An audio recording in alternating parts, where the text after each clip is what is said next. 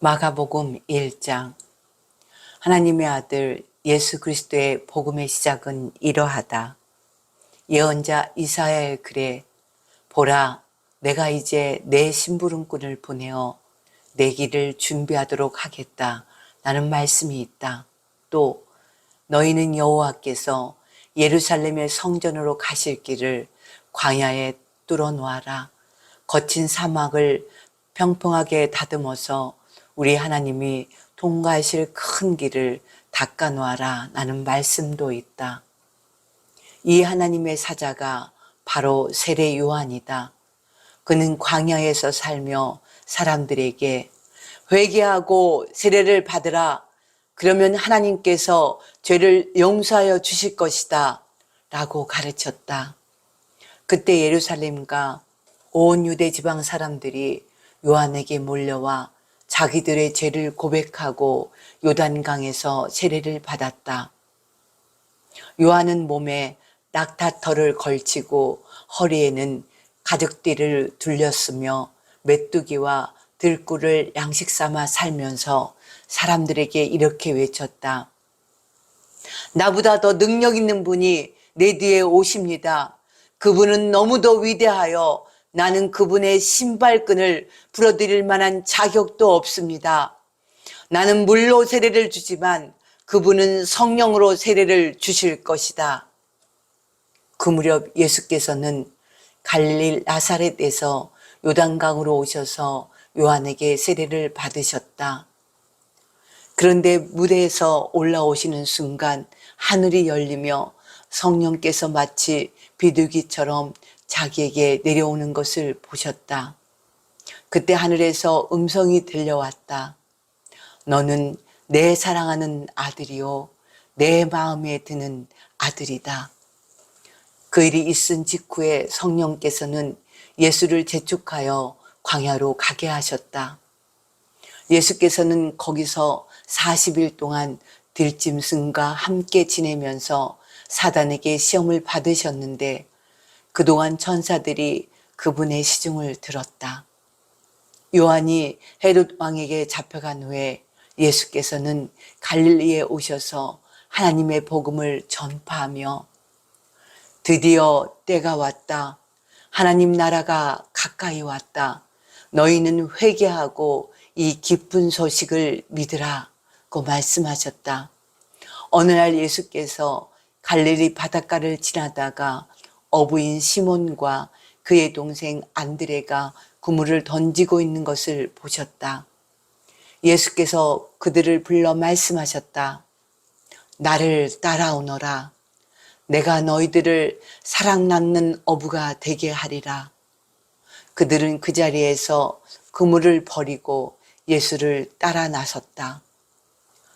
조금 더 길을 가시다가 예수께서는 세베대의 아들 야고보와 요한이 배에서 그물 깁고 있는 것을 보셨다.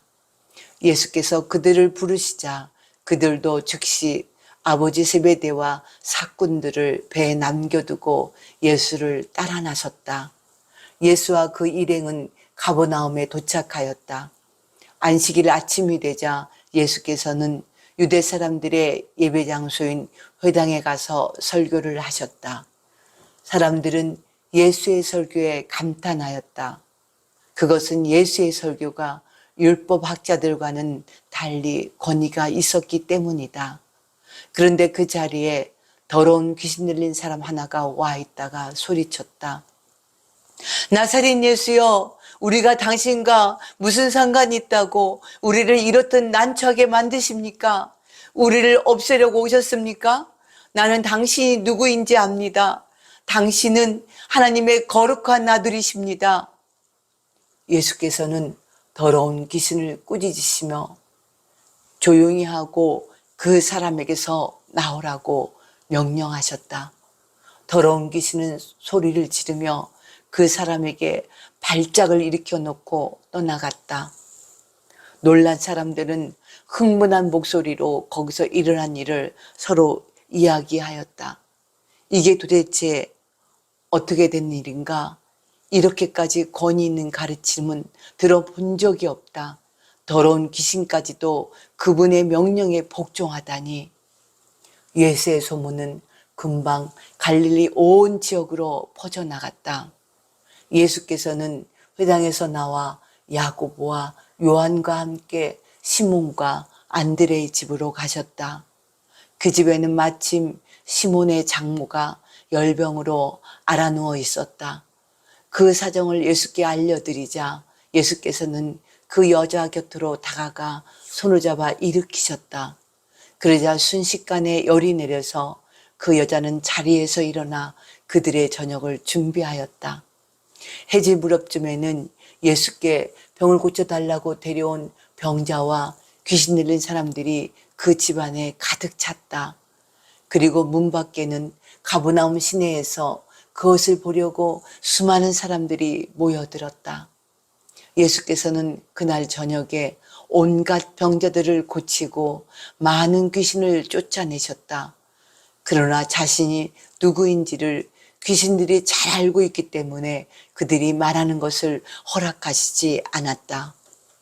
다음날 이른 새벽, 아직 날이 밝기도 전에 예수께서는 한적한 곳으로 나가 기도하고 계셨다. 그때 시몬과 일행 몇 명이 예수를 찾아 나와서 예수를 만나자 이렇게 말하였다. 모두가 선생님을 찾고 있습니다. 그러자 예수께서는 우리는 다른 이웃 마을에 가서 그들에게도 복음을 전해야 한다. 나는 이 일을 하러 왔다 하고 말씀하셨다. 예수께서는 갈릴리 온 지방을 두루다니며 여러 회당에서 설교하고 귀신 들린 사람들을 고쳐주셨다. 한 번은 나병 환자 한 사람이 예수 앞에 나와 무릎을 꿇고 간청하였다. 선생님께서는 하시고자 하면 저를 깨끗게 하실 수 있습니다. 그를 불쌍히 여긴 예수께서는 그에게 따뜻한 손길을 내밀며 말씀하셨다. 내가 원하니 깨끗게 되어라. 그 순간 나병이 그 사람에게서 떠나서 그는 깨끗해졌다. 그러자 예수께서는 그에게 엄하게 당부하셨다. 도중에 아무에게도 자랑하지 말고 곧장 제사장에게 달려가 검사를 받으라. 그리고 모세의 규정대로 나병 환자의 몸이 깨끗해졌을 때 드리는 예물을 드려 깨끗해졌다는 증거를 삼으라. 그러나 그 사람은 너무도 기쁜 나머지 제사장 앞에 이르기도 전에 예수께서 병을 고쳐주신 사실을 사방에 퍼뜨렸다. 결국 소문을 들은 많은 사람이 몰려들어 예수께서는 마을로 다시 들어가지 못하고 외딴 곳에 머물러 계셨다. 그래도 사람들은 예수를 찾아 사방에서 모여들었다. 마가복음 2장. 며칠 후에 예수께서는 다시 가버나움으로 들어가셨다. 예수께서 돌아오셨다는 소문이 온 시내에 퍼지자 그가 묵고 계신 집 앞은 어느새 사람들로 가득 차 발 디딜 틈조차 없었다. 예수께서 그들에게 설교하고 계시는데 네 사람이 중풍병자 한 사람을 들것에 실어 데려왔다. 그러나 사람들이 너무 많아 예수께 가까이 데려갈 수가 없자 지붕을 뜯어 구멍을 내고 중풍병자가 누워있는 들것을 예수 앞으로 달아내렸다. 예수께서 그들의 믿음을 보고 중풍병자에게 말씀하셨다.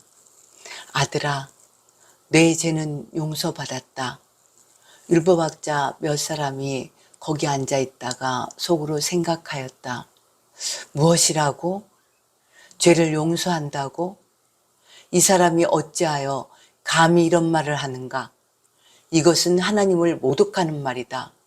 하나님만이 죄를 용서하실 수 있지 않은가? 그렇다면 저자는 자기를 하나님으로 아는 게 아닌가? 그러나 예수께서는 그들의 생각을 알아차리고 꾸지람하시기를 왜 너희는 그런 생각을 품고 있느냐? 이 중풍병자에게 내 죄는 용서받았다고 말하는 것이 쉬우냐? 그 자리에서 들 것을 가지고 일어나라고 말하는 것이 더 쉬우냐? 인자는 땅에서 죄를 용서하는 권세를 가지고 있다.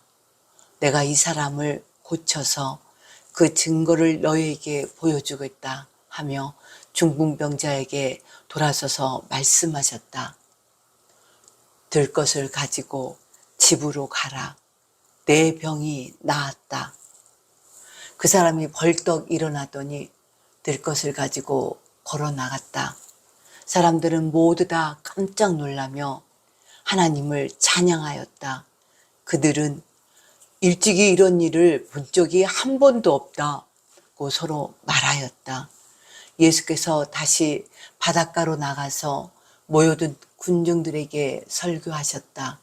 그리고 얼마 후 길을 가다가 알페오의 아들 레이가 세관에 앉아 있는 것을 보시고 말씀하셨다. 나를 따르라.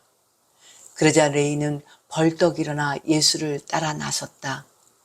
어느 날 예수께서는 레이 집에서 식사를 하게 되었다. 그런데 그 자리에는 제자들뿐만 아니라 세상에서 멸시받는 세리와 죄인들도 함께하고 있었는데, 이는 이런 부류의 많은 사람들이 예수를 따르고 있었기 때문이다. 그때 바리새파의 율법학자들이 예수께서 평판 나쁜 사람들과 같이 식사하시는 것을 보고서 제자들에게 말하였다. 어떻게 당신네 선생은 저런 인간들과 같이 식사를 하는 거요? 예수께서 이 말을 전해 듣고 말씀하셨다. 건강한 사람에게는 의사가 필요 없으나 병든 사람에게는 의사가 필요하다. 나는 의인을 부르러 온 것이 아니라 죄인을 부르러 왔다. 요한의 제자들과 바리새파 사람들은 때때로 금식을 하는 일이 있었다. 하루는 어떤 사람들이 예수께 와서 요한의 제자들과 바리새파 사람들은 금식을 하는데 왜 선생님의 제자들은 금식을 하지 않습니까? 하고 물었다. 예수께서 대답하셨다. 결혼잔치 때 신랑의 친구들이 신랑과 같이 있으면서 금식할 수 있느냐? 그들이 신랑과 같이 있으면서 굳이 음식을 거절해야 할 까닭이 없지 않느냐? 그러나 이제 신랑을 빼앗길 날이 올 터인데 그날에는 그들도 슬퍼하며 금식할 것이다. 낡은 옷에 새 천조각을 대고 깁는 사람을 보았느냐? 그렇게 하면 새 천조각이 낡은 옷을 잡아당겨 전보다 더 크게 찢어지지 않겠느냐? 또 새 포도주는 낡은 가죽 부대에 넣지 않는다는 것을 알고 있지 않느냐? 그렇게 하면 새 포도주가 낡은 부대를 터뜨려 둘 다 버리게 되기 때문이다. 그러므로 새 포도주는 새 부대에 넣어야 한다. 안식일에 예수께서 제자들과 함께 밀밭 사이를 지나가시게 되었다. 제자들이 가면서 밀 이삭을 잘라 먹자 바리새인 몇 사람이 예수께 말하였다.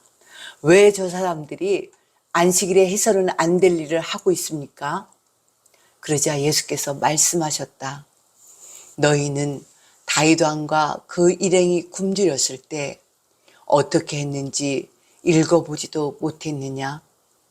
아비아달이 대제사장으로 있을 때 다윗은 하나님의 전에 들어가서 제사장 외에는 아무도 먹을 수 없는 진설병을 먹었다. 그것도 율법을 어긴 것이 아니냐? 안식일이 사람을 위해 있는 것이지 사람이 안식일을 위해 있는 것이 아니다. 그러므로 인자가 곧 안식일의 주인이다.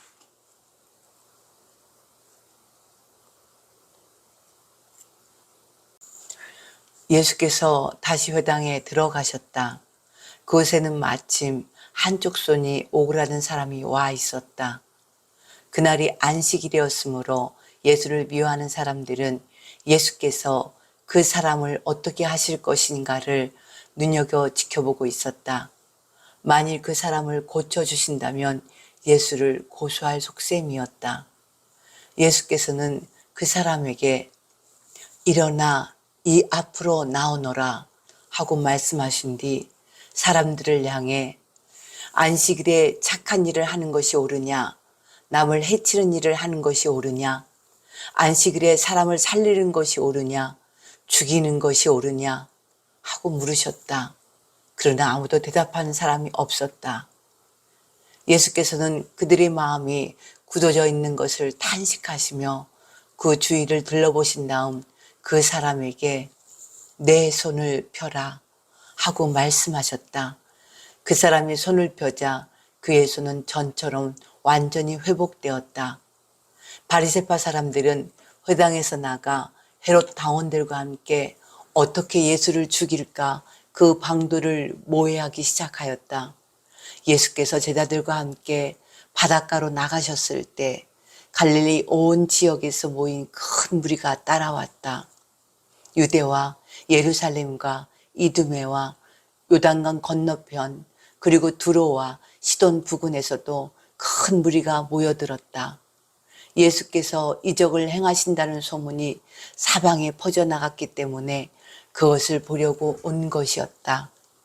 예수께서는 밀어닥치는 군중을 피하려고 제자들에게 거룻배 한 척을 준비해 두라고 이르셨다. 이는 예수께서 많은 사람을 고쳐주셨으므로 병으로 고생하는 사람들이 앞을 다투어 예수를 만지려고 밀려들었기 때문이다. 또한 더러운 귀신 들린 사람들도 예수를 보기만 하면 그 앞에 엎드려 당신은 하나님의 아들이십니다 하고 소리를 질러댔다. 그러나 예수께서는 그들에게 자신이 누구라는 것을 세상에 알리지 말라고 엄하게 명령하셨다. 예수께서 산으로 올라가 평소에 마음에 두었던 사람들을 부르셨다. 그리고 그들이 가까이 오자 12사람을 뽑아 자신과 함께 있게 하셨다. 이는 그들을 세상에 내보내 말씀을 전파하게 하고 귀신 쫓는 권세도 주시려 함이었다. 이때 예수께서 택하신 12사람은 다음과 같다. 예수께서 베드로라는 이름을 붙여주신 시몬, 우리의 아들들이라고 부르셨던 세베대의 아들 야고보와 요한, 안드레, 빌립, 바돌로메, 마테, 도마, 알페오의 아들 야고보, 다데오, 로마 정부를 혁명으로 뒤엎으렸던 가나안 사람 시몬, 나중에 예수를 배신한 가롯 유다 등이다. 예수께서 묵고 있는 집으로 돌아오시자 그 집은 다시 모여들기 시작한 군중으로 가득 차 버렸다. 그래서 예수와 그의 일행은 식사할 겨를조차 없었다. 예수의 친척들은 예수가 정신이 이상해졌다는 소문을 듣고 붙들어 집으로 데려가려고 하였다. 예루살렘에서 내려온 율법학자들은 그는 귀신이 들린 거야. 그것도 귀신의 두목인 바알세불의 힘을 갖고 있는 게 틀림없어. 그러니까 귀신들이 그에게 복종하겠지 하고 떠들어댔다. 예수께서는 그들을 불러서 알아듣기 쉽게 비유로 말씀하셨다. 사단이 어떻게 사단을 쫓아낼 수 있느냐? 한 나라가 갈라져 서로 싸우면 그 나라는 무너져 버린다. 한 가정이 불화하여 갈라지면 그 가정은 망하고 만다. 만일 사단이 사단과 싸운다면 어떤 결과가 일어나겠는가? 사단의 나라는 서지 못하고 망해버리지 않겠느냐? 그리고 누구든 힘센 사람의 집에 들어가 그 세간을 털어가려면 우선 그 힘센 사람을 묶어 놓아야 그 재산을 털어갈 수 있지 않겠느냐? 나는 분명히 말한다. 사람들이 어떤 죄를 짓든 또 입을 함부로 놀려 어떤 욕설을 퍼붓든 간에 다 용서받을 수 있다. 그러나 성령을 모독하는 죄는 결코 용서받지 못할 것이다. 그것은 영원히 씻을 수 없는 죄가 되는 것이다. 예수께서 이 말씀을 하신 것은 사람들이 자기를 더러운 귀신이 들렸다고 말했기 때문이다. 예수의 어머니와 형제들이 찾아와서 예수를 불러달라고 사람을 들여보냈다. 그때 집안에는 사람들로 가득 차 있었고 예수께서는 모임 사람들을 가르치고 계셨다. 사람들이 예수께 말하였다. 선생님의 어머니와 형제들이 밖에서 선생님을 찾고 계십니다. 예수께서는 누가 내 어머니이며 내 형제들이냐 하고 반문하신 뒤 둘러앉은 사람들을 돌아보시며 다시 말씀하셨다. 바로 이 사람들이 내 어머니요 내 형제들이다. 누구든지 하나님의 뜻을 따르는 사람이 내 형제요 자매요 어머니이다.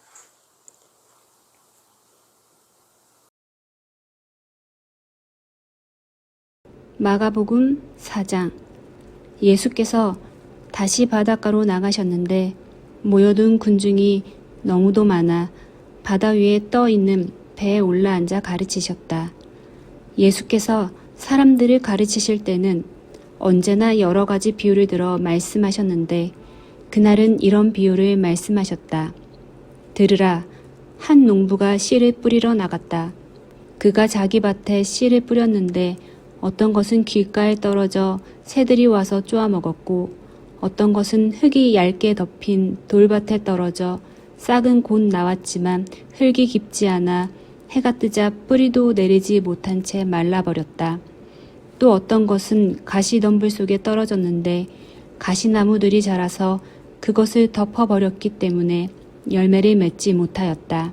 그러나 어떤 것은 좋은 땅에 떨어져 싹이 나고 잘 자라서 30배의 열매를 맺었고 어떤 것은 60배, 어떤 것은 100배의 열매를 맺었다. 들을 귀가 있는 사람은 들으라.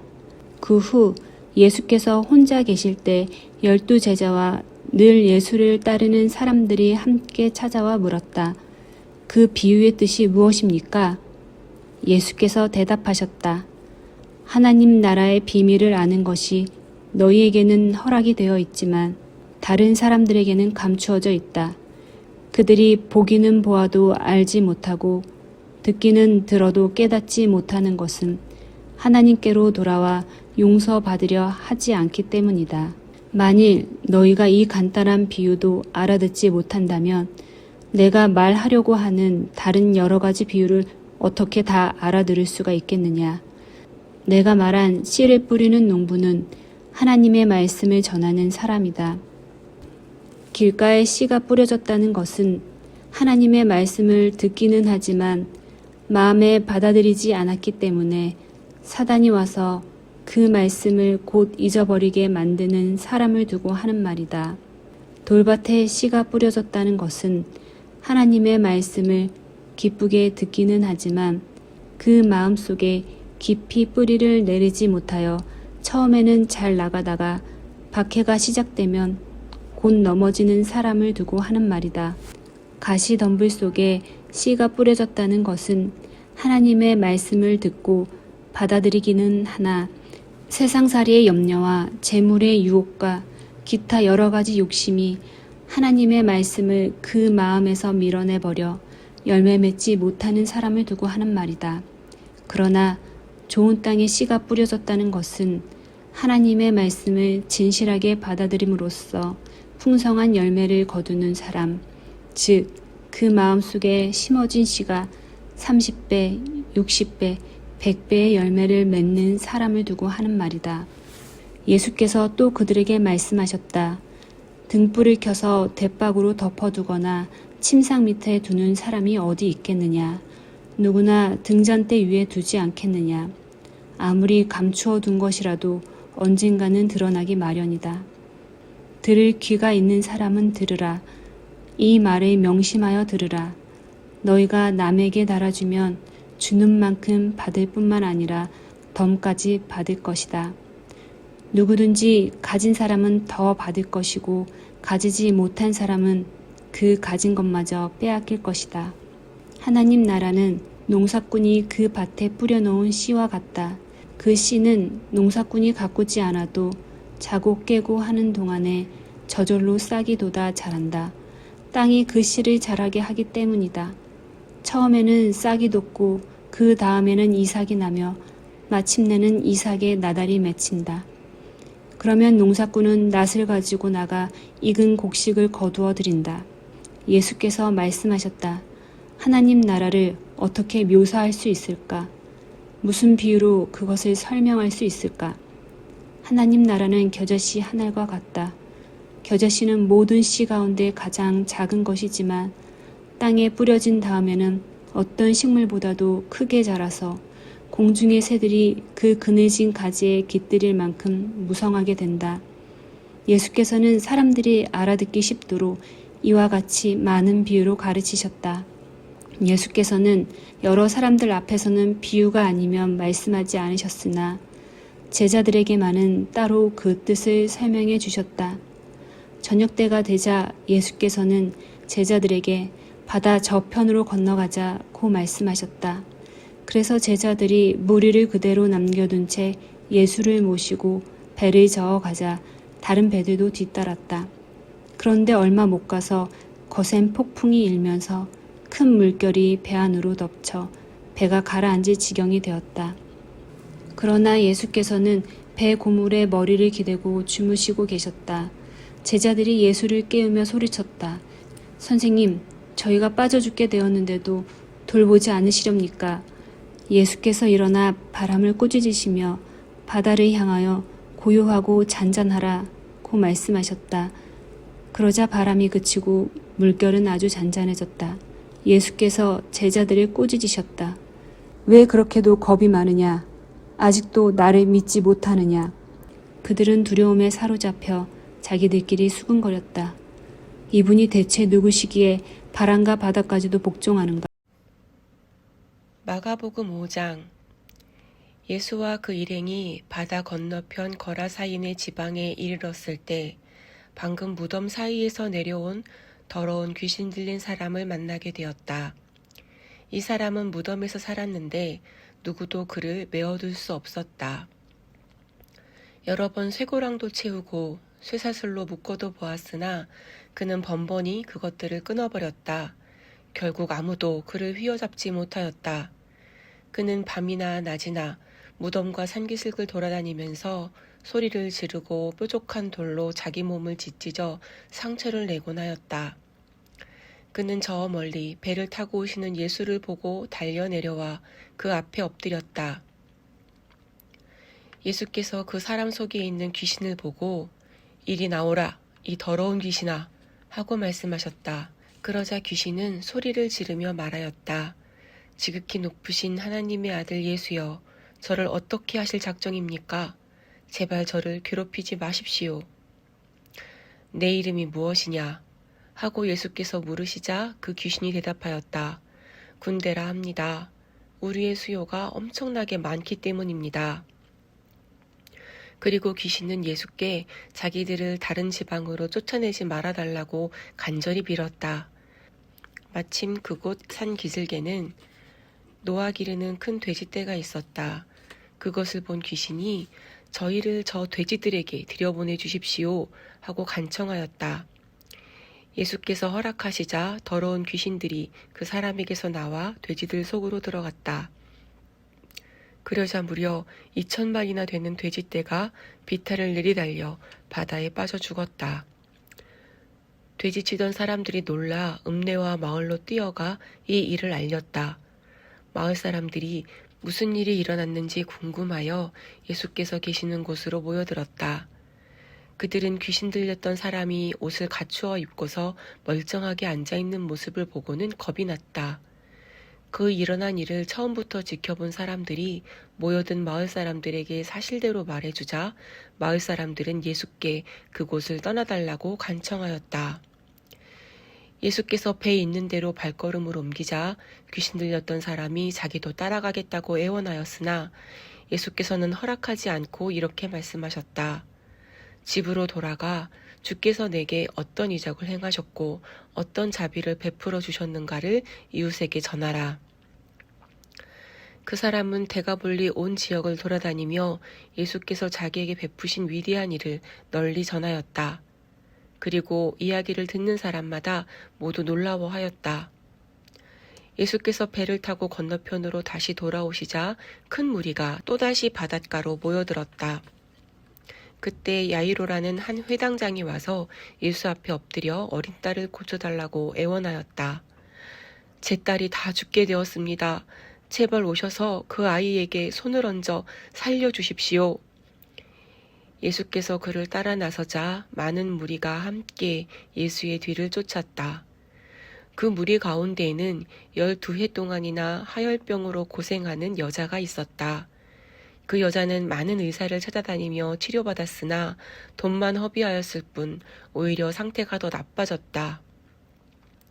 그럴 즈음에 예수께서 놀라운 이적을 행하신다는 소문을 듣고 무리 속에 끼어 따라가다가 뒤에서 예수의 옷에 손을 대었다.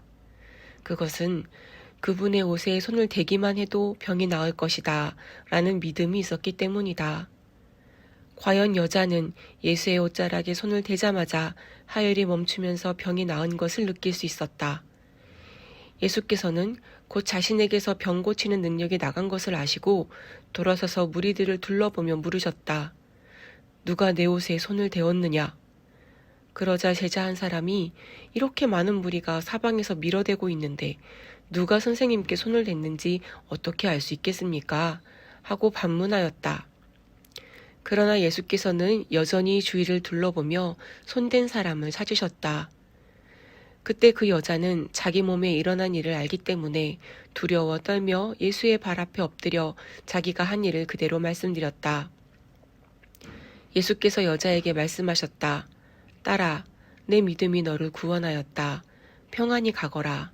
그리고 내 병에서 완전히 해방되어 건강해져라. 예수께서 아직 말씀을 끝내기도 전에 회당장의 집에서 사람이 뛰어와 야이로에게 말하였다. 너무 늦었습니다. 따님이 죽었어요. 이제 선생님께서 오신다 해도 아무 소용이 없습니다. 예수께서는 그들의 말을 들은 척도 하지 않으시고 야이로에게 두려워하지 말고 나를 믿기만 하여라 하고 말씀하셨다. 그리고 베드로와 야고보와 요한 외에는 아무도 따라오지 못하게 하셨다. 일행이 야이로의 집에 이르렀을 때 사람들이 통곡하고 있는 것을 보시고 예수께서 말씀하셨다. 왜 이렇게 소란하게 울고 있느냐? 그 아이는 죽은 것이 아니다. 잠을 자고 있을 뿐이다. 사람들은 예수를 비웃었다.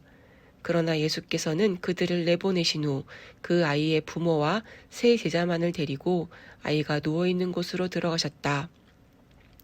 그리고 아이의 손을 잡고 달리다 굼이라고 말씀하셨다. 이 말은 소녀야 일어나라 하는 뜻이다. 그러자 소녀가 곧 일어나서 걸어다녔다. 그 소녀의 나이는 12살이었다. 소녀의 부모는 너무 놀라서 꿈인지 생시인지 분간을 못할 지경이었다. 예수께서는 그들에게 이 일을 아무에게도 알리지 말라고 엄하게 이르신 뒤 소녀에게 먹을 것을 주라고 하셨다. 마가복음 6장. 예수께서 그곳을 떠나 제자들과 함께 고향인 나사렛으로 가셨다. 안식일이 되어 회당에서 가르치시자 사람들은 본래 자기 고향 사람인 예수가 지혜로운 말씀과 이적을 행하시는데 놀라서 이렇게 말하였다. 저 사람이 어디서 이런 놀라운 지혜와 권능을 얻었을까? 저 사람은 우리보다 하나도 나을 게 없는 목수가 아닌가? 마리아의 아들이고 야고보와 요셉, 유다 시몬의 형이 아닌가? 또 그의 누이들도 여기서 우리와 같이 살고 있지 않은가? 그들은 예수를 믿으려 하지 않았다. 예수께서는 그러한 고향 사람들이 안타까운 듯이 예언자는 어디서나 존경받지만 자기 고향과 친척과 자기 집에서만은 존경받지 못한다고 말씀하셨다. 그리고 거기서는 그들이 믿지 않기 때문에 다만 몇 사람의 병자에게만 손을 얹어 고쳐주셨을 뿐 아무 이적도 행할 수 없었다. 예수께서는 그들이 믿지 않는 것을 보시고 이상하게 생각하셨다. 예수께서는 여러 마을을 두루 돌아다니시며 가르치셨다. 그리고 12 제자를 불러 더러운 귀신을 쫓아내는 능력을 주시고 둘씩 짝지어 보내셨다. 예수께서는 그들에게 여행할 때 지팡이 외에는 먹을 것도 자루도 돈도 갈아 신을 신과 갈아입을 옷도 가지고 다니지 말라고 이르셨다. 그리고 이렇게 말씀하셨다. 어느 마을에 가든지 그곳을 떠날 때까지 한 집에 머무르라. 어떤 말이든지 너희를 환영하지 않거나 너희 말을 듣지 않거든 그곳을 떠나되 나올 때에는 그들에게 경고하는 표로 너희 발에서 먼지를 떨어버리라. 제자들은 길을 떠나 만나는 사람마다 회개하라고 가르치고 많은 귀신들을 쫓아내며 병자들에게 기름을 발라 낫게 하였다. 예수께서 이적을 베푸신 소문이 온 사방에 퍼져나가 마침내 헤롯 왕의 귀까지 들어갔다. 헤롯 왕은 예수를 세례 요한이 다시 살아서 돌아온 것이라고 생각하였다. 그래서 그가 그런 이적을 행하는 것은 조금도 이상할 게 없다고 말하였다. 어떤 사람들은 예수를 옛 예언자 엘리야가 다시 살아온 것이라고 말하는가 하면 또 위대한 옛 예언자와 같은 새 예언자가 나타나는 것이라고 말하기도 하였다. 그러나 헤롯은 아니요, 내가 목을 벤 요한이 죽은 자 가운데서 살아난 것일게요 라고 하였다. 전에 헤롯은 요한을 잡아다가 옥에 가둔 일이 있었다. 헤롯이 동생 빌립의 아내 헤로디아를 아내로 삼자 요한이 헤롯에게 그 일은 옳지 않다고 바른 말을 하였기 때문이다. 헤로디아는 요한에게 앙심을 품고 그를 죽이려 하였지만 헤롯의 동의 없이는 어쩔 수가 없었다. 헤롯은 요한을 의롭고 거룩한 사람으로 알아 그를 두려워하며 은근히 보호해주고 있었다. 게다가 자기에 대한 요한의 비난이 몹시 괴로웠지만 그의 충고를 늘 마음에 받아들이고 있었기 때문이다. 그러던 중 마침내 헤로디아에게 좋은 기회가 왔다. 헤롯은 그의 생일날에 대신들과 천부장들과 갈릴리의 귀인들을 청하여 잔치를 베풀었는데 그 자리에 헤로디아의 딸이 나와서 춤을 추어 헤롯과 거기 앉은 모든 사람들을 기쁘게 하였다. 그러자 왕이 소녀에게 무엇이든지 내가 원하는 것을 말해보아라. 나라의 절반이라도 달라고 주겠다. 하고 맹세의 말을 하였다. 소녀는 나가서 자기 어머니 헤로디아에게 무엇을 달라고 하면 좋겠냐고 물었다. 그러자 헤로디아는 세례 요한의 머리를 달라고 하라고 시켰다. 소녀는 급히 왕에게 돌아와 세례 요한의 머리를 쟁반에 담아서 주십시오라고 청하였다. 왕은 마음이 몹시 괴로웠으나 많은 사람들 앞에서 한 맹세를 어기는 것도 난처한 일이었다. 그래서 경호원을 보내 요한의 목을 베어오라고 명령하였다. 경호원이 감옥에 가서 요한을 죽이고 그의 목을 쟁반에 담아다가 소녀에게 주자 소녀는 그것을 자기 어머니에게 갖다 주었다. 요한의 제자들이 이 소식을 듣고 와서 그 시체를 거두어다가 장례를 치렀다. 사도들이 여행에서 돌아와 자기들이 행한 일과 가르친 것을 낱낱이 예수께 말씀드렸다. 그러자 예수께서는 그들에게 여기를 떠나 잠시 한적한 곳에 가서 쉬자고 말씀하셨다. 너무도 찾아오는 사람이 많아 제자들과 조용히 식사할 겨를조차 없었기 때문이다. 예수와 제자들은 배를 타고 한적한 곳을 향해 떠났다. 그러나 많은 사람들이 그것을 보고 사방에서 달려나와 해변길을 따라 그곳에 먼저 가 있었다. 예수께서는 배에 내려 많은 군중이 모여 있는 것을 보시고 그들이 마치 목자 없는 양처럼 측은히 여겨져 그들에게 많은 것을 가르쳐 주셨다. 저녁 때가 되자 제자들이 예수께 와서 말하였다. 모인 사람이 너무 많으므로 제각기 음식을 사 먹도록 근처 마을이나 농가로 보내는 것이 좋겠습니다. 여기는 외딴 곳이라 먹을 것이 아무것도 없고 시간도 이미 늦었습니다. 그러나 예수께서 말씀하셨다. 너희가 먹을 것을 주어라. 제자들이 무엇을 가지고 먹입니까? 이 많은 사람이 먹을 만큼 사오려면 200데나리온은 있어야 합니다. 하고 말하자 예수께서 물으셨다. 지금 가지고 있는 음식이 얼마나 되느냐? 가서 알아보아라. 그들이 돌아와서 떡 5덩이와 물고기 2마리가 있다고 보고하였다. 예수께서 많은 무리에게 모두 앉으라고 명하시자 그들은 50씩 100명씩 때를 지어 풀밭에 앉았다. 예수께서 떡 5덩이와 물고기 2마리를 손에 들고 하늘을 우러러 감사 기도를 드리셨다. 그리고는 떡을 여러 조각으로 나누어 물고기와 함께 제자들에게 주시며 사람들에게 나누어 주라고 하셨다. 많은 무리가 모두 배불리 먹었다. 그리고 남은 떡덩이와 물고기를 주워 모으니 12광줄이 가득 찼다. 그날 떡을 먹은 사람은 남자만도 5,000명이나 되었다. 그 후에 예수께서 제자들을 재촉하여 배를 타고 건너편 베세다로 가게 하신 뒤 혼자 남아서 군중을 집으로 돌려보내셨다. 군중과 작별하신 예수께서는 기도하려고 산으로 올라가셨다. 날이 저물었을 때 제자들은 배를 저어 호수 한가운데로 나아가고 있었고 예수께서는 혼자서 물에 못해 계셨다. 그런데 갑작스러운 역풍으로 제자들이 배젓기에 몹시 시달리는 것을 보시고 새벽 4시쯤 되어 물 위를 걸어 제자들에게로 가셨다. 그러나 예수께서는 그 곁을 짐짓 스쳐 지나려고 하셨다. 물 위를 걷는 예수를 보고서 제자들은 예수가 유령인 줄 알고 비명을 질렀다. 예수께서는 곧 제자들에게 나다, 겁내지 말아라고 말씀하시며 그들이 탄 배에 오르시자 바람이 곧 그쳤다. 제자들은 놀라서 어찌할 줄을 몰라 하였다. 그들은 바로 전날에 군중들에게 떡을 먹이신 이적을 보고도 아직 예수께서 어떤 분이신지 알지 못하였던 것이다. 이는 그들의 마음이 무뎌져 있었기 때문이다. 그들은 바다를 건너 게네사렛 땅에 배를 댔다.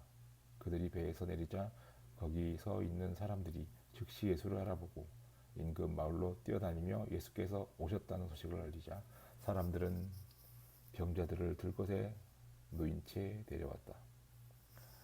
마을이나 도시나 농촌이나 예수께서 가시는 곳이면 어디든지 사람들은 병자를 거리에 데려다 놓고 예수의 옷자락만이라도 만지게 해달라고 간청하였으며 만진 사람은 모두 나았다. 마가복음 7장.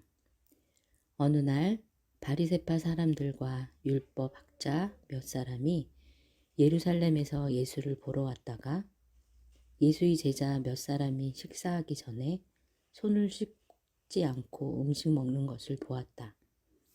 유대 사람들, 특히 바리새파 사람들은 옛 전통을 지켜 손을 깨끗이 씻은 뒤에야 음식 먹는 습관이 있었다. 또 시장으로 돌아왔을 때는 몸을 깨끗이 씻은 다음에야 음식에 손을 댈 수 있었다. 그 외에도 단지나 잔이나 녹그릇을 씻은 의식 등 많은 규례들을 지켜오고 있었다. 바리새파 사람들과 율법 학자들이 예수께 물었다. 왜 당신의 제자들은 우리의 옛 관습을 따르지 않고 더러운 손으로 그냥 음식을 먹습니까?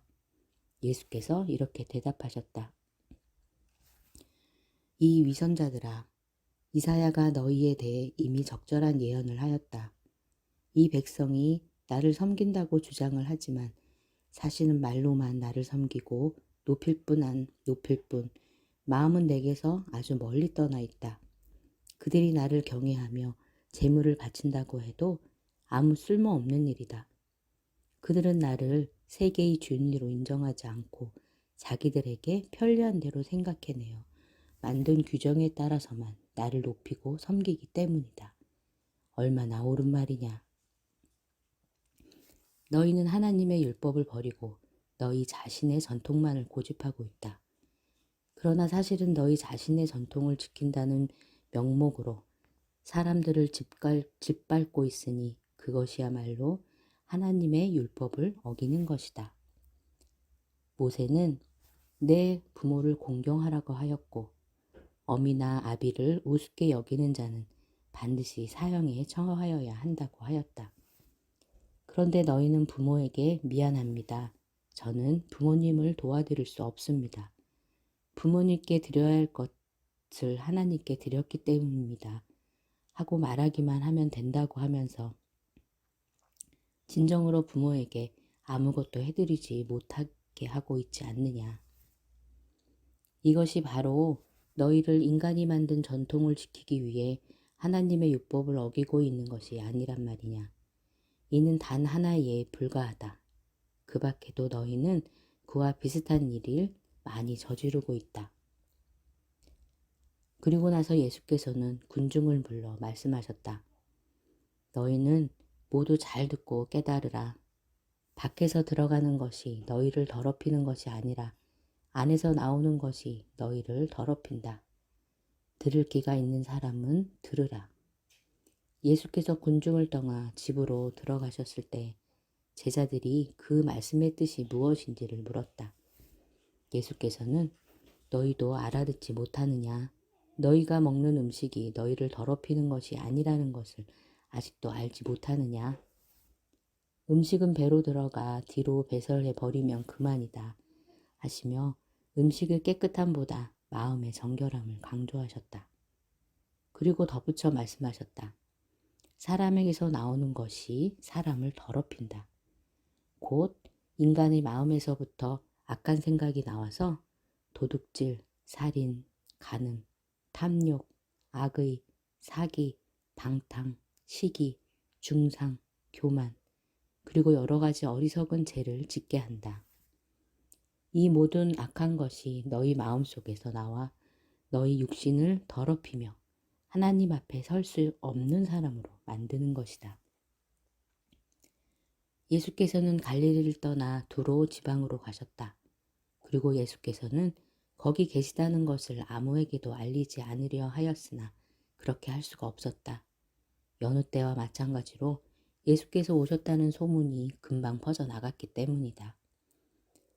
바로 그때 더러운 귀신 들린 어린 딸을 둔 여자가 예수의 소문을 듣자마자 달려와서 예수의 발 앞에 엎드려 자기 딸에게서 귀신을 쫓아내 달라고 간청하였다.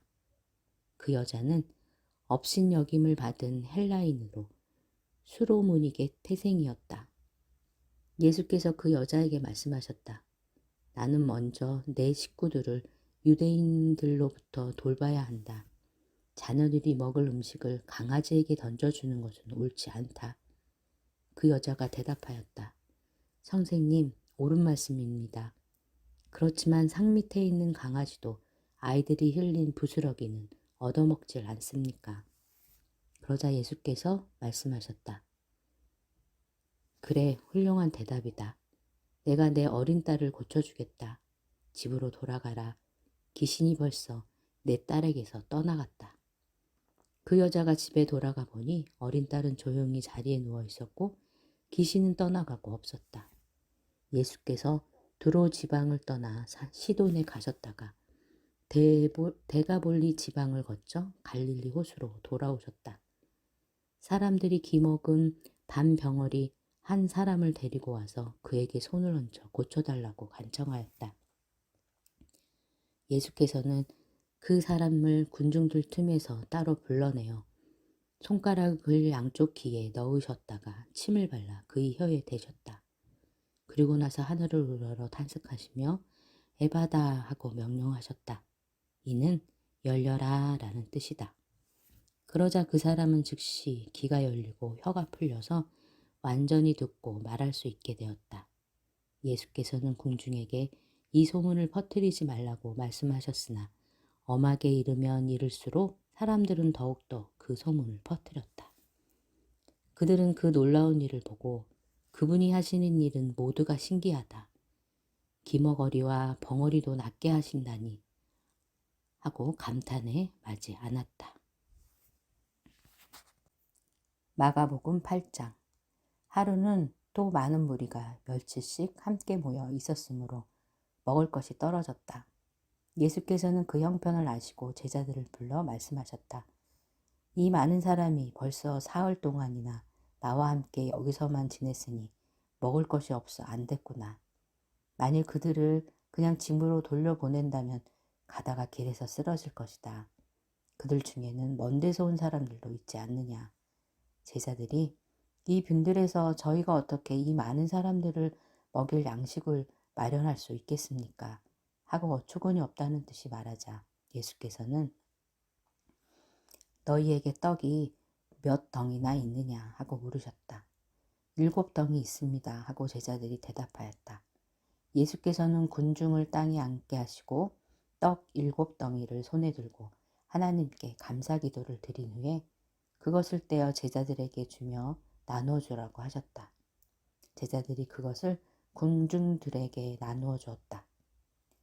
또 작은 물고기도 몇 마리 있었는데 예수께서는 그것을 들고 축복하신 후에 군중들에게 나누어 주라고 하셨다. 군중이 모두 배불리 먹었다. 그제서야 예수께서는 모였던 군중들을 흩어 집으로 돌려보내셨다. 그날에 함께하였던 군중의 수요는 약 4,000명이었는데 먹고 남은 것들을 주워 모았더니 큰 방울이로 7바구니가 되었다. 이 일이 있은 후에 예수께서는 제자들과 함께 배를 타고 달마누다 지방으로 가셨다. 바리새파 사람들이 많은 이적을 보았음에도 불구하고 또다시 예수를 떠보려고 찾아와 이렇게 말하였다. 하늘의 표징을 보여주시오.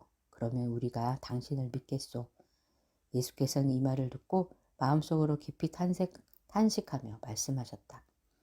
아무것도 보지 않겠다. 너희가 얼마나 많은 표징을 더 보아야 믿겠느냐. 그리고 예수께서는 그들을 떠나 배를 타고 바다 건너편으로 가셨다. 제자들이 떠나기 전에 양식 준비하는 일을 소홀히 하며 배 안에 먹을 것이라고는 떡 한 덩이밖에 없었다. 그런데 도중에 예수께서는 제자들에게 헤롯 왕의 누룩과 바리새파 사람들의 누룩을 조심하라 하고 말씀하셨다. 제자들은 아마도 자기들이 양식 가져오는 것을 잊어버려서 그런 말씀을 하시는가 보다 하고 서로 걱정하였다. 그러자 예수께서는 그들의 마음을 아시고 이렇게 말씀하셨다. 아니다. 그런 뜻이 아니다. 너희는 왜 깨닫지 못하느냐? 너희 마음이 그렇게도 무디냐?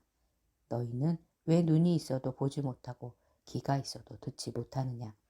벌써 다 잊었느냐? 내가 떡 5덩이로 5,000명을 먹였을 때 너희가 주워 모은 부스러기가 몇 강줄이나 되었느냐? 12강줄이었습니다. 그들이 대답하자 예수께서 다시 물으셨다. 또 내가 떡 7덩이로 4,000명을 먹였을 때는 얼마나 남았더냐? 7방울이었습니다. 하고 그들이 대답하자 예수께서는 그런데도 너희는 아직 깨닫지 못하느냐 하고 말씀하셨다. 일행이 벳세다에 이르렀을 때 사람들이 맹인한 사람을 예수께 데리고 와서 그를 고쳐달라고 간청하였다. 예수께서는 그 맹인의 손을 일구고 마을 밖으로 나가 그의 두 눈에 침을 바르고 손을 얹으셨다. 그리고는 무엇이 보이느냐 하고 물으셨다. 맹인은 주위를 살펴보며 예, 사람이 보입니다. 그러나 똑똑하게 보이지는 않고 마치 나무 같은 것이 걸어다니는 것처럼 보입니다. 하고 대답하였다. 예수께서 다시 그의 눈에 손을 대시자 눈이 열리고 시력이 완전히 회복되어 모든 것을 똑똑하게 보게 되었다. 예수께서는 그를 집으로 보내시며 마을에는 들어가지 말라 하고 말씀하셨다. 예수께서 제자들과 함께 갈릴리를 떠나 가이사라 빌립보 지방의 여러 마을로 가셨다. 가시는 도중에 예수께서 제자들에게 물으셨다. 사람들이 나를 누구라고 하느냐? 제자들이 대답하였다. 어떤 사람들은 선생님을 세례 요한이라고 합니다. 또 어떤 사람들은 엘리야하고 또 예언 중에 한 사람이라고 하는 이도 있습니다. 예수께서 다시 물으셨다. 너희는 나를 누구라고 생각하느냐? 베드로가 대답하였다. 선생님은 그리스도이십니다. 그러자 예수께서는 그들에게 그 사실을 아무에게도 알리지 말라고 엄하게 이르셨다. 그때 비로소 예수께서는 자신이 많은 고난을 받고 유대인 지도자들과 대제사장들과 율법 학자들에게 배척을 받아 그들의 손에 죽었다가 사흘 만에 다시 살아나리라는 것을 제자들에게 알리셨다. 예수께서 이 같은 일을 사실로 말씀하시자 베드로가 예수를 붙들고 선생님이 그런 일을 당하셔서는 안 됩니다 하고 말하였다. 그러자 예수께서는 돌아서서 제자들을 보신 다음 베드로에게 사단아 물러가라. 너는 하나님의 일을 생각하지 말고 않고 인간의 일만 생각하는구나 하고 꾸짖으셨다. 그리고 나서 제자들과 군중을 불러 이렇게 말씀하셨다. 누구든지 나를 따르려는 사람은 자기를 버리고 자기 십자가를 지고 따라야 한다. 자기 목숨을 구하려는 사람은 잃을 것이요 나와 목숨을 위해서 자기 목숨을 버리는 사람은 생명을 얻을 것이다. 사람이 온 세상을 얻는다 해도 자기 목숨을 잃어버린다면 무슨 유익이 있겠는가? 사람이 자기 목숨을 무엇과 바꿀 수 있겠는가? 음란하고 죄 많은 이 시대에서 누구든지 나와 내 말을 부끄럽게 생각하면 인자도 아버지의 영광에 쌓여 거룩한 천사들을 거느리고 올 때 그를 부끄럽게 여길 것이다. 마가복음 9장. 예수께서 또 말씀하셨다. 내가 분명히 말한다. 여기 서 있는 사람들 중에는 죽기 전에 하나님 나라가 큰 권능으로 오는 것을 볼 사람들도 있을 것이다. 엿새 후에 예수께서 베드로와 야고보와 요한만을 데리고 높은 산으로 올라가셨다. 거기에는 아무도 없었다. 그런데 갑자기 예수의 모습이 그들 앞에서 영광스럽게 변하였다. 그곳은 이 세상의 어떤 마전장이도 그보다 더 희게 할 수 없으리만큼 눈부시고 희고 빛났다. 그리고 거기에 엘리야와 모세가 나타나서 예수와 말씀을 나누고 있었다. 그때 베드로가 소리쳤다. 선생님, 정말 굉장하군요. 저희가 여기에 초막 셋을 지어서 선생님과 모세와 엘리야를 각각 모시고 싶습니다. 베드로가 이렇게 말한 것은 무슨 말을 해야 할지 몰라 엄격결에 나온 말이었다. 다른 제자들도 모두 두려움에 사로잡혀 있었다. 바로 그때 구름이 그들을 덮더니 구름 속에서 이는 내 사랑하는 아들이니 너희는 그의 말을 들으라 하는 음성이 들려왔다. 제자들이 곧 주위를 둘러보았으나 모세와 엘리야의 모습은 보이지 않고 예수만이 그들 곁에 계셨다. 예수께서 제자들과 함께 산에서 내려오며 인자가 죽었다고 다시 살아날 때까지 지금 본 것을 아무에게도 말하지 말라고 당부하였다. 제자들은 이 말씀을 마음에 새겨두었다. 그러나 죽었다가 다시 살아났다는 말씀이 무슨 뜻인지 몰라 서로 이상하게 생각하였다. 제자들은 율법학자들은 엘리야 반드시 먼저 와야 한다고 하는데 어떻게 된 것입니까? 하고 물었다. 예수께서는 엘리야가 먼저 와서 모든 것을 회복해야 한다는데 동의하시며 왜 성경에는 인자가 고난과 온갖 모욕을 받을 것이라고 기록해 놓았겠느냐. 엘리야는 이미 왔다. 그런데 사람들은 성경에 기록된 대로 그를 푸대접하였다고 말씀하셨다. 예수께서 세 제자와 함께 산 아래로 내려와 보시니 다른 9 제자들이 군중에게 둘러싸여 율법학자 및 사람과 논쟁을 하고 있었다. 사람들은 예수를 보자 모두 달려와 인사를 하였다. 예수께서 무슨 일로 이렇게 다투고 있느냐고 물으셨다. 그러자 한 사람이 나서며 말하였다. 선생님, 제가 병든 아들을 선생님께 보이려고 데려왔습니다. 이 아이는 기승 들려 말을 못하는 데다가 한번 발작이 일어나기만 하면 거품을 내뿜고 이를 갈며 몸이 뻣뻣해집니다. 그래서 저는 선생님의 제자들에게 기승을 쫓아내달라고 간청하였으나 그들이 쫓아내지 못하였습니다. 예수께서 말씀하셨다. 이 믿음이 적은 세대여, 내가 얼마나 오래도록 너희와 함께 있어야 온전히 믿겠느냐. 그 아이를 내게로 데려오라.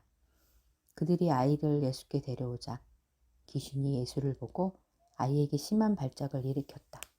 아이는 땅에 넘어져 거품을 흘리며 뒹굴었다. 예수께서 아이 아버지에게 물으셨다.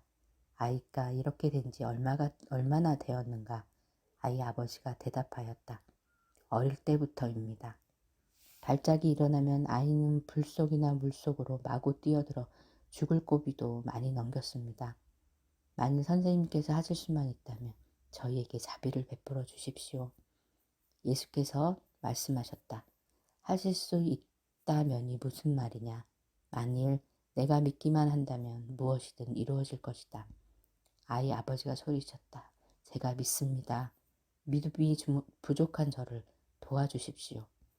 예수께서는 궁중이 더욱더 밀려드는 것을 보시고 더러운 귀신을 꾸짖으셨다. 이 말 못하고 듣지 못하게 하는 귀신아, 내가 내게 명령한다. 이 아이에게서 나와 다시는 들어가지 말라. 그러자 귀신은 소리를 지르며 그 아이에게 심한 발작을 일으키고 나갔다. 그 바람에 아이가 쓰러져 죽은 듯이 가만히 있었다. 군중들의 입에서 아이가 죽었구나 하는 말이 흘러나왔다. 그때 예수께서 그 아이의 손을 잡아 일으키시자 아이가 일어나 돌아갔다. 그 뒤에 예수께서 집에 들어가셨을 때 제자들이 조용히 물었다. 왜 저희는 귀신을 쫓아낼 수 없었습니까? 예수께서 대답하셨다. 기도하지 않고는 쫓아낼 수 없다. 일행이 그 지역을 떠나 갈릴리 지방을 지나가게 되었는데 예수께서는 그 사실을 아무에게도 알리고 싶어 하지 않으셨다. 제자들을 가르칠 시간을 더 많이 가지기 위해서였다. 예수께서는 인자는 배신당하여 죽었다가 사흘 만에야 다시 살아날 것이다 라는 말씀을 전하시고자 하였던 것이다. 그러나 제자들은 그 말씀을 듣고도 깨닫지 못할 뿐더러 그 말씀이 무슨 뜻인가를 묻기조차 두려워하였다. 일행은 가버나움에 이르렀다. 예수께서 집 안에 들어가시자 제자들에게 물으셨다. 너희는 길에서 무엇을 가지고 논쟁하였느냐? 제자들은 그때 누가 제일 높으냐 하는 것으로 말다툼하였기 때문에 아무 대답도 하지 못하였다. 예수께서 자리에 앉으신 후에 제자들을 불러 말씀하셨다. 누구든지 제일 높은 사람이 되고자 하거든 제일 낮은 사람이 되어서 모든 사람을 섬기는 사람이 되어야 한다. 그리고 그들 앞에 어린아이 하나를 데려다가 팔에 앉으시고 말씀하셨다.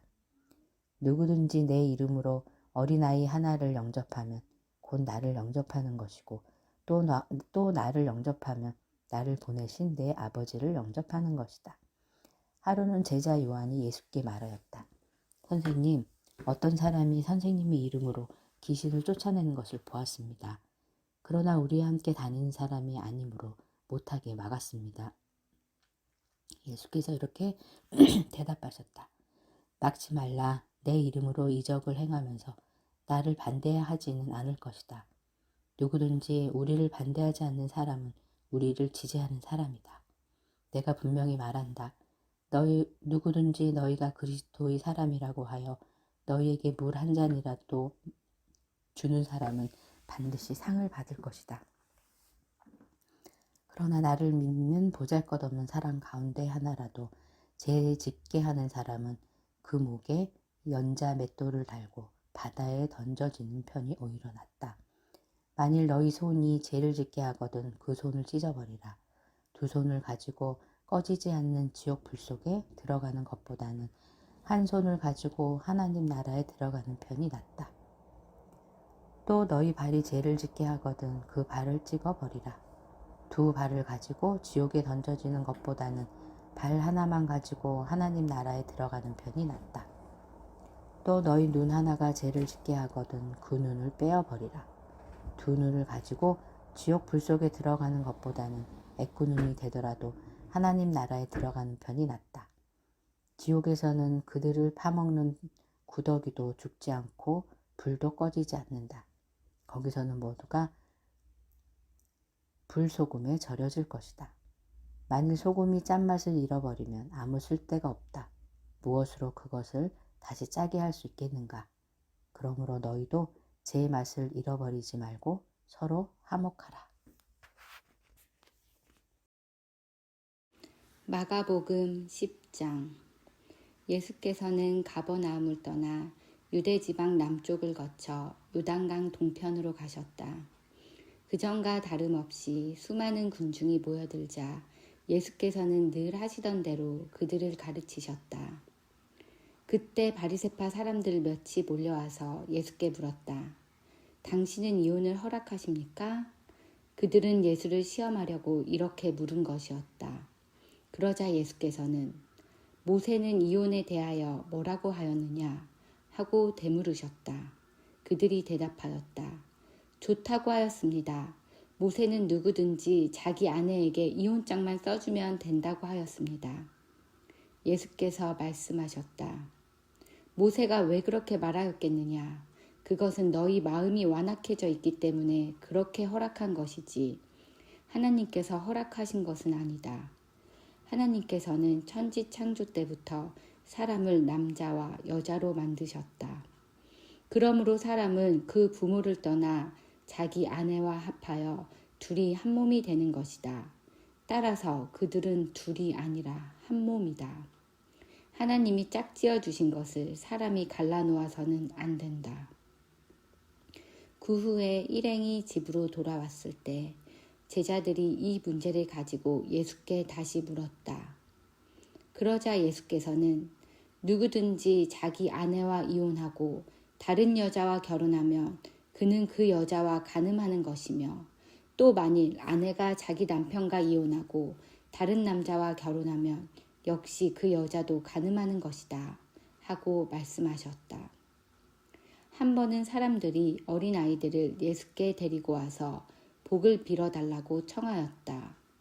그러자 제자들이 선생님을 괴롭히지 말라고 나무라면서 그들을 돌려보내려 하였다. 예수께서 이 광경을 보고 매우 언짢아하면서 제자들에게 말씀하셨다. 어린아이들이 내게 오는 것을 막지 말라.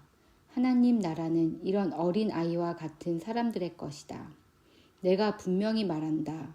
누구든지 어린아이와 같은 마음으로 하나님 나라를 받아들이지 않으면 결코 그의 나라에 들어가지 못할 것이다. 그리고 예수께서는 어린아이들을 품에 안고 그들의 머리 위에 손을 얹어 복을 빌어주셨다.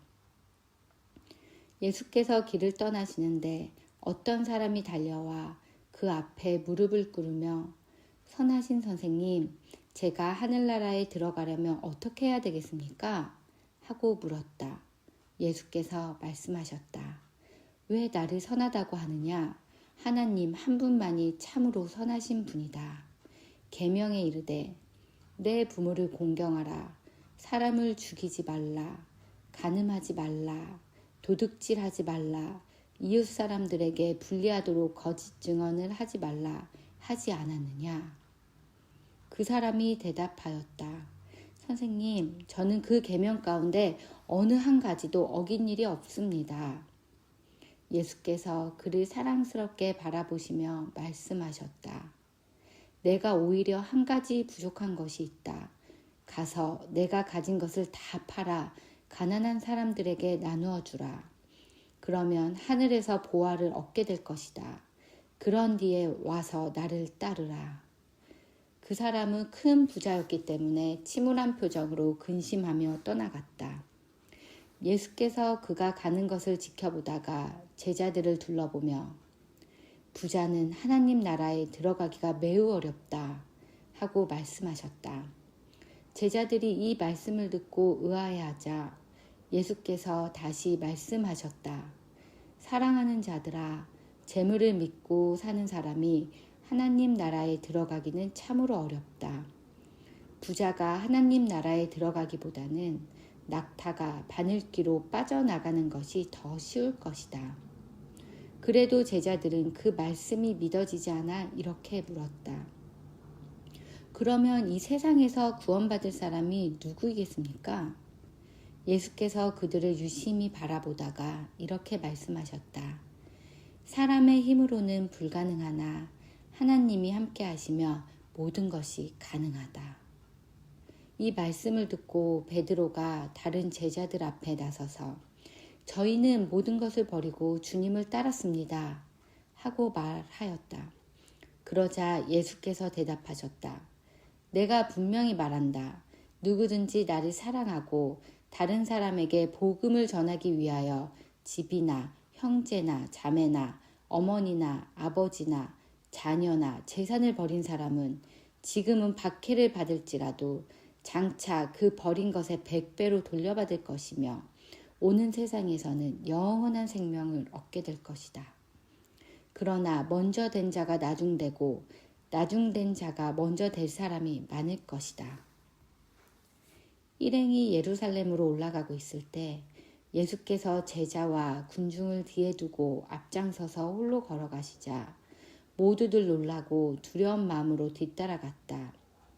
예수께서 다시 12제자를 곁에 부르시고 예루살렘에 도착한 뒤에 자신에게 닥칠 모든 일을 한 번 더 일러주셨다.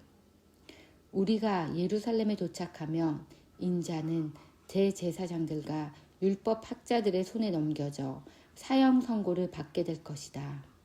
그런 뒤 로마 사람들에게 넘겨져 그들이 나를 조롱하고 침뱉고 채찍으로 때려 마침내 죽게 할 것이다.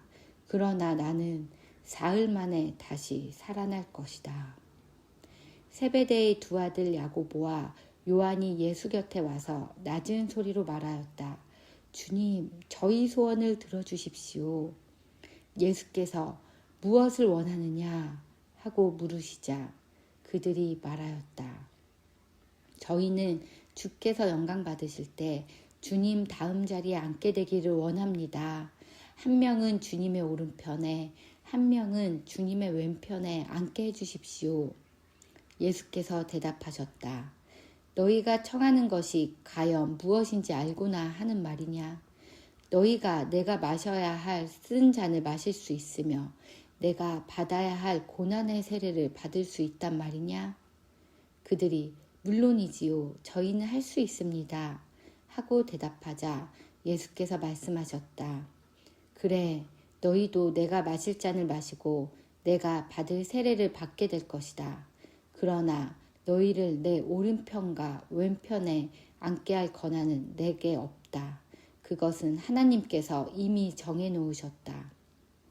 곁에서 듣고 있던 다른 제자들이 야고보와 요한에게 화를 내자 예수께서 그들을 불러서 말씀하셨다. 너희도 알다시피 세상의 왕이나 지위가 높은 자들은 백성을 강제로 지배하고 권력으로 내리누른다. 그러나 너희는 그래서는 안 된다.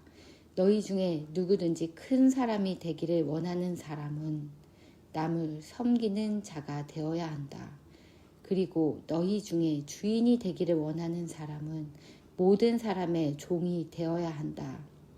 인자도 섬김을 받으러 온 것이 아니라 섬기러 왔고 많은 사람의 죄를 대속하기 위하여 목숨을 내주려고 온 것이다.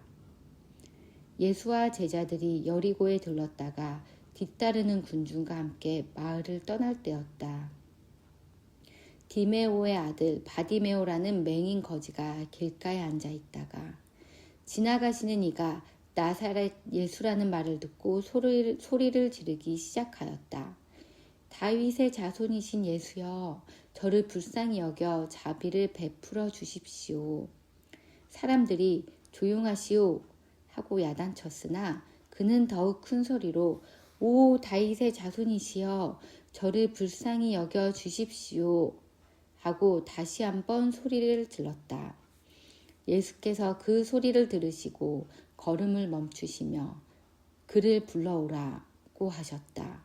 사람들이 그 맹인에게 가서 당신은 운이 좋소, 이리로 오시오, 그분이 당신을 부르시고 있소 하고 일러주자 맹인은 그의 낡은 겉옷을 벗어던지고 벌떡 일어나 예수께로 왔다.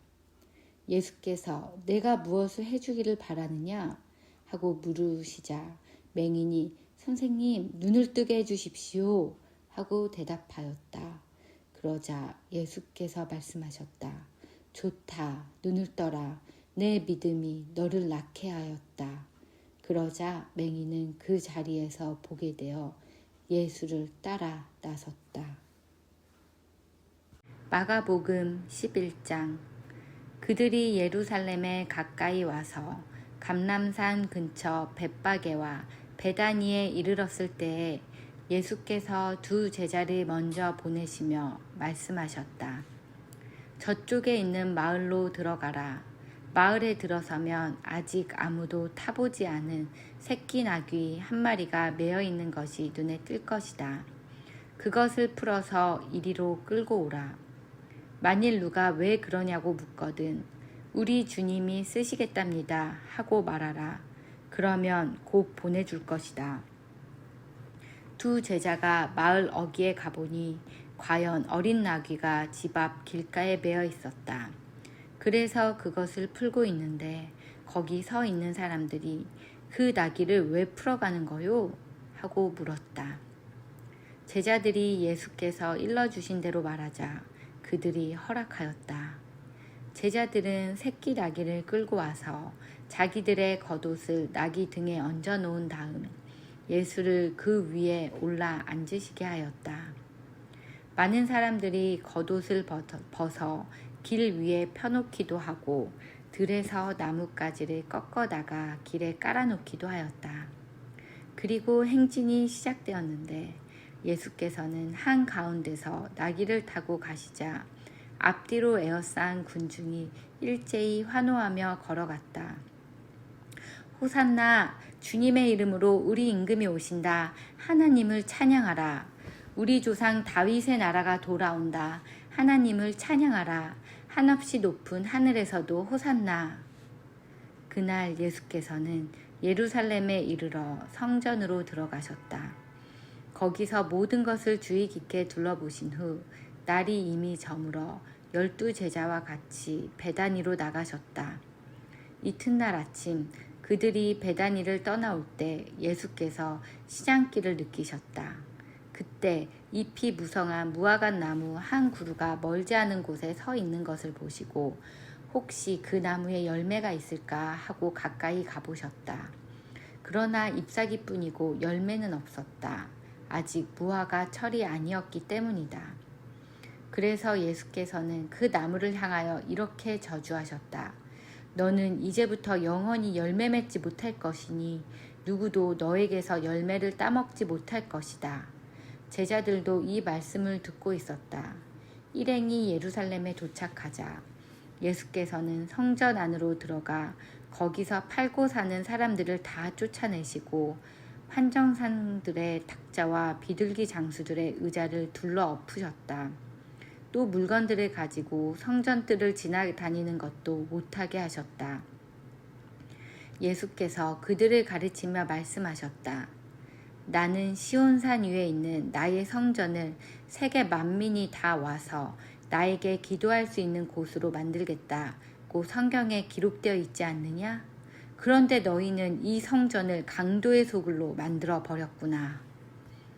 예수께서 이렇게 하셨다는 말이 대제사장과 율법학자들의 귀에 들어가자 그들은 어떻게 하면 아무런 문제 없이 예수를 없애버릴 수 있을까 하고 모의를 시작하였다.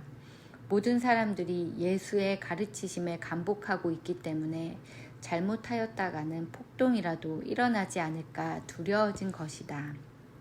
저녁 때가 되자 예수께서는 제자들과 함께 다시 성 밖으로 나가셨다. 아침이 되어 일행이 그 무화과 나무 곁을 지나가다 보니 나무가 뿌리채 말라 있었다. 베드로는 예수께서 그 전날 무화과 나무를 향하여 하시던 말씀이 생각나서 보십시오 선생님, 선생님께서 저주하신 저 무화과 나무가 말라버렸습니다 하고 말하였다. 예수께서 대답하셨다. 만일 너희가 이 산더러 저 바다로 빠져라고 하더라도 너희 마음에 의심을 품지 않고 그대로 되리라고 믿으면 그대로 이루어질 것이다. 내 말을 잘 들으라. 너희가 기도하고 구하는 것은 이미 받은 줄로 믿으라. 그러면 그대로 이루어질 것이다. 그러나 너희가 기도할 때 어떤 사람과 서로 등진 일이 생각나거든 그를 먼저 용서하라. 그래야만 하늘에 계신 아버지께서도 너희 죄를 용서하여 주실 것이다. 만일 너희가 다른 사람의 잘못을 용서해 주지 않으면 하늘에 계신 너희 아버지께서도 너희의 잘못을 용서해 주시지 않을 것이다. 일행은 다시 예루살렘으로 들어갔다. 예수께서 성전뜰을 거니고 계실 때 대제사장과 율법학자와 장로들이 와서 무슨 권한으로 그런 일을 하였소? 누가 당신에게 장사치들을 쫓아낼 권한을 주었소? 하고 따졌다. 예수께서 대답하셨다. 내가 한 가지 묻겠다. 너희가 내 질문에 대답하면 나도 말해주겠다. 세례 요한을 하나님이 보내셨느냐 아니면 사람이 보냈느냐? 그들은 자기들끼리 만일 하나님이 그를 보내셨다고 대답하면 그런데 왜 그를 받아들이지 않았느냐고 할 것이고 또 만일 하나님이 보낸 것이 아니라고 하면 요한을 예언자로 굳게 믿고 있는 사람들이 큰 소동을 일으킬 것이오 하고 서로 의논하다가 우리들은 대답하지 않겠소 하였다. 그러자 예수께서는 그러면 나도 너희 질문에 대답하지 않겠다고 말씀하셨다. 마가복음 12장. 예수께서 또 비유를 들어서 사람들에게 하늘나라에 대해서 가르치셨다. 어떤 사람이 포도원을 만들어 울타리를 둘러치고는 포도즙 틀을 놓을 구덩이를 파고 망대를 세웠다. 그리고 그는 그것을 소작인들에게 도지로 주고 다른 나라로 갔다. 수확철이 되자 그는 포도원에 소출해서 얼마를 도조로 받아오라고 종 하나를 보냈다. 그런데 소작인들은 그 종을 잡아 때리고 빈손으로 돌려보냈다. 주인이 다시 다른 종을 소작인들에게 보냈더니 그 종도 때리고 머리에 상처를 내어 돌려보냈다. 주인이 또 다른 종을 보냈더니 이번에는 그 종을 죽여버렸다. 그래서 다음에는 많은 종을 한꺼번에 보냈더니 소작인들은 그들을 때리기도 하고 죽이기도 하였다. 주인은 이제 보낼 사람이 사랑하는 자기 아들 하나밖에 남지 않았다. 그래서 그는 마지막으로 그 아들을 보내며 속으로 그들이 내 아들만을 공경하겠지라고 생각하였다. 그러나 소작인들은 그 아들이 오는 것을 보자 저놈은 자기 아버지가 죽으면 이 포도원의 주인이 될 놈이다. 죽여버리자. 그러면 이 포도원은 우리 것이 되겠지라고 생각하였다. 결국 그들은 그 아들까지 잡아 죽인 다음 포도원 밖으로 내던졌다. 포도원 주인이 이 말을 들었을 때 어떻게 하였겠느냐. 그는 불이 났게 돌아와서 그 소작인들을 죽여버리고 포도원을 다른 소작인에게 맡길 것이다. 너희는 성경에서 이런 구절을 읽은 것을 기억하지 못하느냐. 집 짓는 이 쓸모없다 버린 돌이 이제는 어떤 돌보다 더욱 소중한 돌이 되었다. 여호와께서 이루신 이 일, 그저 놀랍기만 하여라, 엄청나기만 하여라. 유대 지도자들은 이 비유에 나오는 악한 소작인들이 바로 자기들을 두고 하신 말씀인 줄을 알자 예수를 잡으려고 하였다. 그러나 군중이 무서워서 예수께 손을 대지 못하고 그냥 가버렸다. 그들은 예수의 말에 트집을 잡아 올가미를 씌우려고 바리새파 사람들과 헤롯 당원 몇 사람을 예수께 보냈다. 그들이 예수께 말하였다. 선생님, 우리는 선생님이 아무도 두려워하지 않고 진리만을 말씀하시는 분인 줄 알고 있습니다. 그리고 선생님은 사람을 겉모양으로 판단하시지 않기 때문에 하나님의 진리를 참되게 가르치시는 줄 압니다. 이제 우리에게 가르쳐 주십시오. 가이사에게 세금을 바치는 것이 옳습니까? 옳지 않습니까? 예수께서는 그들의 비열한 의중을 이미 아시고 말씀하셨다.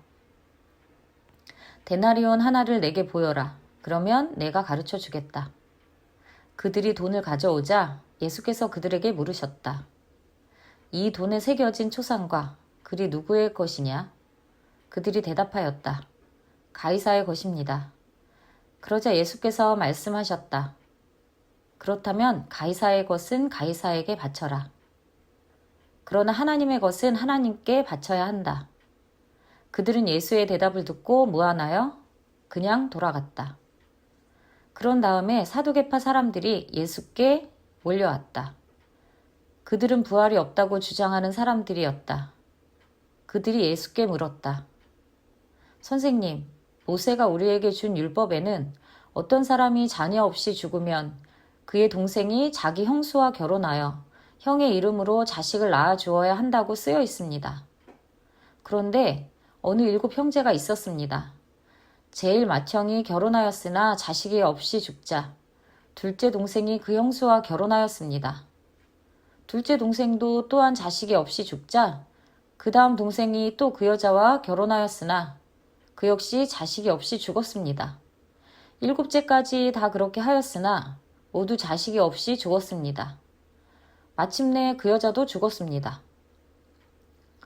우리가 알고 싶은 것은 부활 때에 그 여자는 누구의 아내가 되느냐 하는 것입니다. 7 형제가 다 그 여자를 아내로 삼았으니 말입니다. 예수께서 대답하셨다. 너희는 성경도 하나님의 능력도 모르기 때문에 잘못된 생각을 하고 있다. 그 7 형제와 여자가 죽었다가 다시 살아날 때에는 결혼하지 않는다. 그들은 하늘의 천사처럼 될 것이다. 너희는 출애굽기에 있는 가시덤불 이야기에서 죽은 이들의 부활에 관한 글을 읽어보지 못하였느냐. 하나님께서는 모세에게 말씀하시면서 나는 내 조상의 하나님이라, 아브라함의 하나님, 이삭의 하나님, 야곱의 하나님이라 라고 일러주셨다. 이는 하나님께서 이 사람들이 비록 수백 년 전에 죽었지만 아직도 살아있다고 모세에게 말씀하시는 것이며 하나님은 죽은 자들의 하나님이 아니라 산 자들의 하나님이다 라는 뜻이다. 그러므로 너희는 크게 잘못 생각하고 있는 것이다. 어느 율법학자가 거기 서서 토론하는 것을 듣고 있다가 예수께서 훌륭하게 대답하시는 것을 보고는 모든 계명 중에 어느 것이 첫째 가는 계명입니까? 하고 물었다. 예수께서 대답하셨다. 첫째는 이것이다. 이스라엘아 들으라. 우리 하나님인 주께서는 유일하신 분이시다. 내 마음을 다하고 목숨을 다하고 생각을 다하고 힘을 다하고 주님이신 너의 하나님을 사랑하여라. 또 둘째는 내 이웃을 내 몸과 같이 사랑하라는 것이다. 이 두 계명보다 더 중요한 계명은 없다. 그러자 그 율법학자가 말하였다. 선생님, 하나님은 한 분뿐이시고 그 밖에 다른 이가 없다고 하신 말씀은 과연 옳은 말씀입니까? 입니다. 저는 마음을 다하고 지혜를 다하고 힘을 다하여 하나님을 사랑하는 것과 이웃을 자기 몸과 같이 사랑하는 것이 모든 번제물과 희생제물을 성전 제단에 바치는 것보다 훨씬 더 낫다고 생각합니다. 예수께서는 그 사람이 잘 이해하고 있는 것을 보시고 너는 하나님 나라에 가까이 와 있다고 말씀하셨다. 그 후에는 아무도 감히 예수께 질문하는 사람이 없었다. 예수께서 성전에서 가르치실 때 이렇게 말씀하셨다. 왜 율법학자들은 그리스도를 다윗의 자손이라고 주장하는가? 성령의 감화를 받은 다윗은 이렇게 말하였다. 여호와께서 나의 주 임금에게 이르신 말씀이라. 여기 내 오른쪽에 앉아라. 내가 내 원수들을 내 발 아래에 둘 때까지 앉아 있어라. 이렇게 다윗이 그리스도를 주님이라 불렀는데 어떻게 그리스도가 다윗의 자손이 될 수 있겠는가? 많은 사람들이 이 말씀을 흥미진진하게 들었다. 예수께서는 사람들을 가르치시며 이렇게 말씀하셨다. 율법학자들을 조심하라. 그들은 긴 예복을 입고 장터를 돌아다니며 인사받기를 좋아한다. 그들은 회당에서 제일 높은 자리만 찾으며 잔치집에 가서도 윗자리에만 앉으려고 한다. 그리고 가부들의 재산을 염치 없이 삼켜버리면서도 자기들이야말로 친절한 사람인 듯이 꾸미며 대중 앞에서 길게 기도하며 경건한 채 한다. 이런 사람들은 더욱 큰 벌을 받을 것이다. 예수께서는 성전에 들어가 헌금궤 맞은편에 앉아서 사람들이 거기에 돈 넣는 것을 지켜보고 계셨다. 부자들 여럿이 와서 많은 돈을 넣었다. 그러고 나서 한 가난한 과부가 와서 두렙돈, 곧 한 고드란트를 넣었다. 예수께서 제자들을 가까이 불러놓고 말씀하셨다. 저 가난한 과부는 누구보다도 더 많은 돈을 넣었다. 다른 사람들은 넉넉한 가운데서 얼마를 넣었지만 저 과부는 가난한 가운데서도 가진 것을 전부를 바친 것이다. 마가복음 13장. 그날 예수께서 성전을 떠나려 할 때 제자 한 사람이 말하였다. 선생님, 얼마나 훌륭한 건물입니까? 돌을 조각하여 장식해 놓은 이 벽을 보십시오.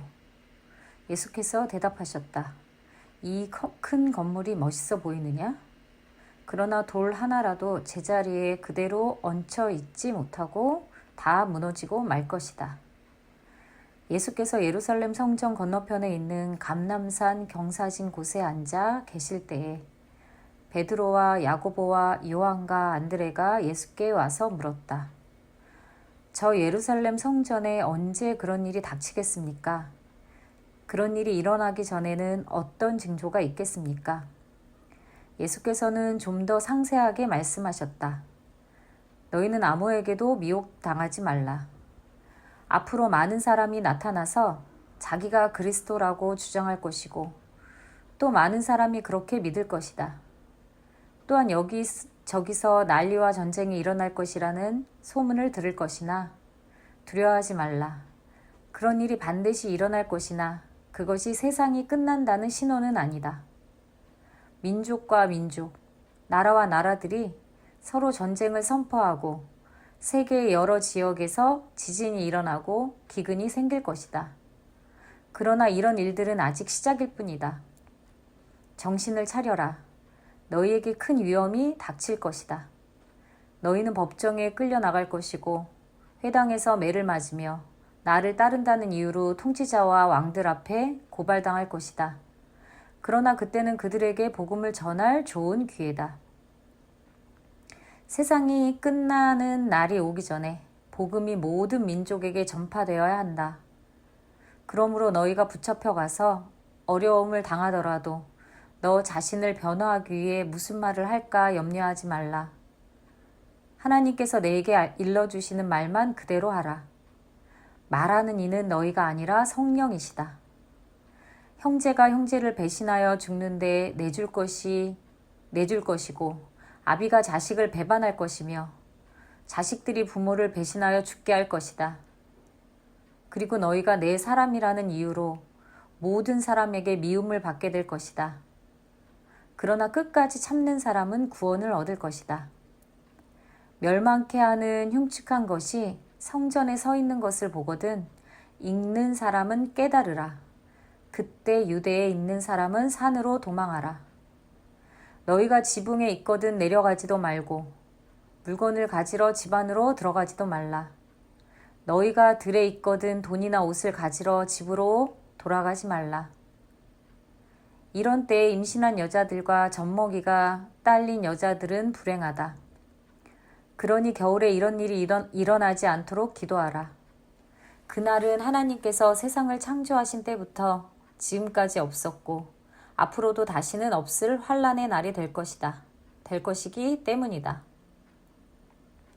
주께서 그 환란의 기간을 줄여주시지 않는다면 살아남을 사람은 하나도 없을 것이다. 그러나 주께서는 자신이 택한 사람들을 위하여 그 기간을 줄여주셨다. 그때 만일 어떤 사람이 이분이 그리스도다 또는 저분이 그리스도다 하더라도 그 말을 믿지 말라.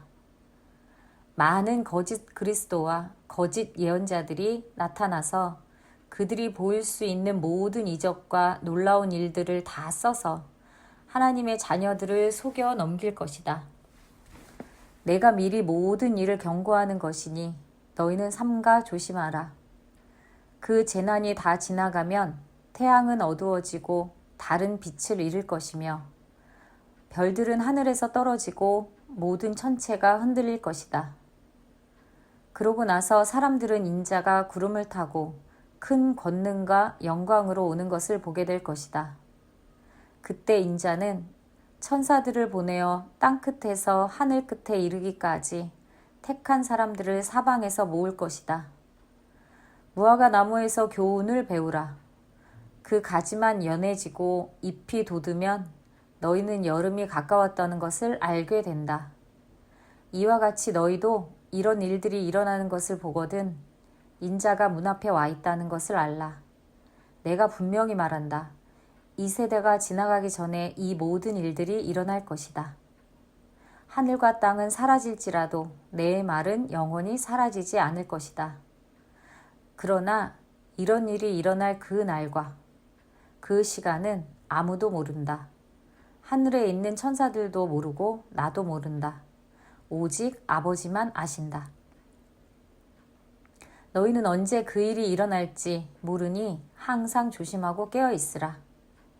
인자가 오는 것은 어떤 사람이 다른 나라에 여행을 간 것에 비할 수 있다.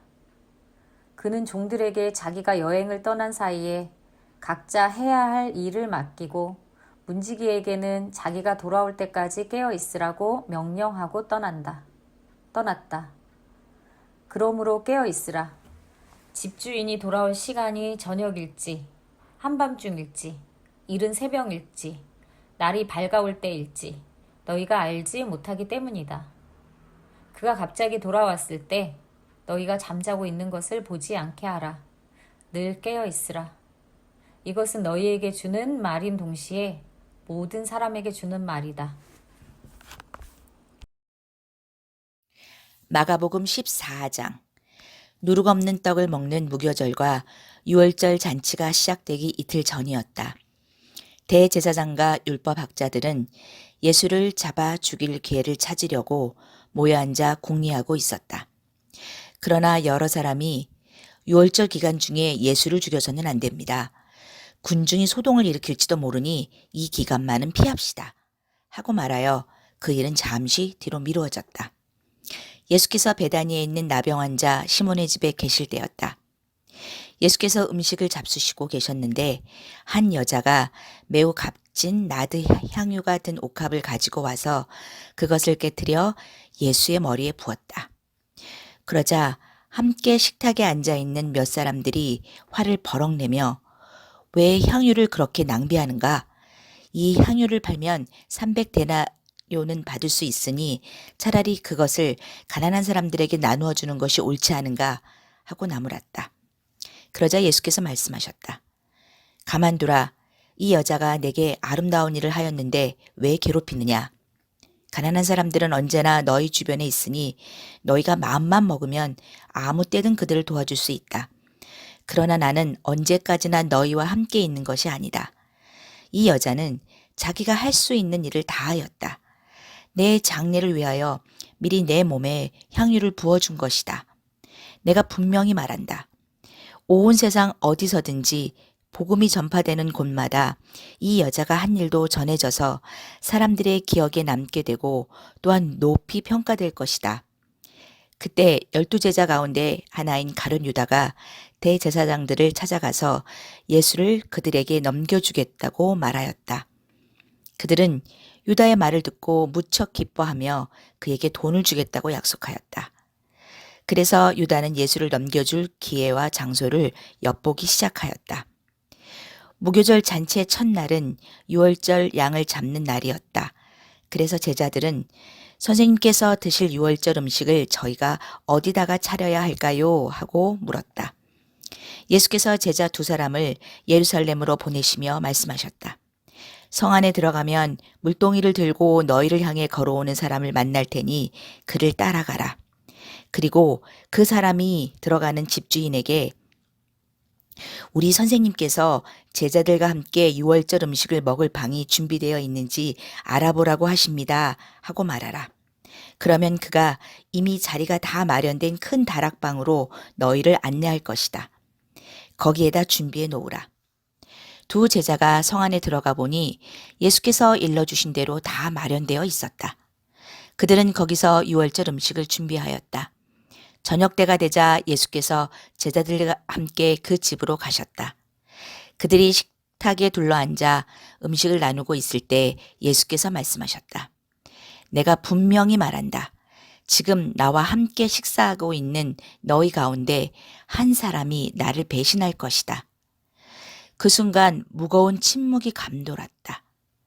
제자들은 근심스럽게 저마다 물었다. 설마 저는 아니겠지요? 예수께서 대답하셨다. 너희 12사람 중에 하나인데 지금 나와 함께 그릇에 손을 넣는 자가 바로 그 사람이다. 인자는 오래전에 예언자가 선포한 대로 죽음의 길을 가겠지만 인자를 배신한 그는 참으로 불행하다. 그는 차라리 세상에 태어나지 않았더라면 좋았을 것이다. 음식을 먹을 때 예수께서 떡을 들어 축복하시고 떼어 제자들에게 주시며 말씀하셨다. 받아 먹으라. 이것은 내 몸이다. 또 잔을 들어 하나님께 감사를 드리고 그 잔을 돌려가며 마시게 하신 뒤 제자들에게 말씀하셨다. 이것은 내 피, 곧 모든 사람을 위하여 흘리는 계약의 피다. 나는 분명히 말한다. 하나님 나라에서 새 것을 마실 그날까지 나는 결코 포도 열매에서 난 것을 마시지 않을 것이다. 그리고 그들은 하나님을 찬송하는 노래를 부르며 감람산으로 올라갔다. 예수께서 제자들에게 말씀하셨다. 너희는 모두 나를 버릴 것이다. 이미 하나님께서 예언자들을 통하여 이렇게 말씀하시지 않았느냐. 가라, 일어나 내 목자를 찔러 죽여라. 내 곁에 나와 똑같이 일하는 바로 그 사람을 찔러라. 양떼가 뿔뿔이 흩어지도록 그 목자를 쳐 죽여라. 그러나 나는 다시 살아나 너희보다 먼저 갈릴리로 갈 것이다. 베드로가 예수께 말하였다. 비록 다른 사람들이 다 주님을 버린다 할지라도 저는 절대로 주님을 버리지 않겠습니다. 예수께서 말씀하셨다. 오늘 밤 닭이 2번 울기 전에 너는 3번이나 나를 모른다고 할 것이다. 그러자 베드로는 더욱 힘주어 말하였다. 아닙니다. 주님과 함께 죽는 일이 있더라도 저는 절대로 주님을 모른다고 하지 않을 것입니다. 다른 제자들도 모두 이와 같이 맹세하였다. 겟세마네라고 하는 동산에 오르시자 예수께서는 제자들에게 내가 가서 기도하는 동안 여기 앉아 있으라 하고 말씀하신 뒤 베드로와 야고보와 요한만을 데리고 가셨다. 예수께서는 공포와 깊은 번민에 쌓여 이렇게 말씀하셨다. 내 마음이 슬픔으로 가득하여 찢어질 것 같구나. 너희는 여기 머물러 깨어 있으라. 하시고는 홀로 일어나 저만큼 걸어가서 땅에 엎드려 할 수만 있다면 이 고난의 시간이 내게서 그냥 지나가게 해달라고 기도하셨다. 아버지, 아버지께서는 모든 일을 하실 수 있습니다. 이 잔을 내게서 치워 주십시오. 그러나 내 뜻대로 마시고 아버지의 뜻대로 하십시오. 그러고 나서 세 제자에게로 돌아와 보니 그들은 자고 있었다. 예수께서 베드로에게 시몬아, 자고 있느냐? 단 1시간도 나와 함께 깨어 있을 수 없더냐?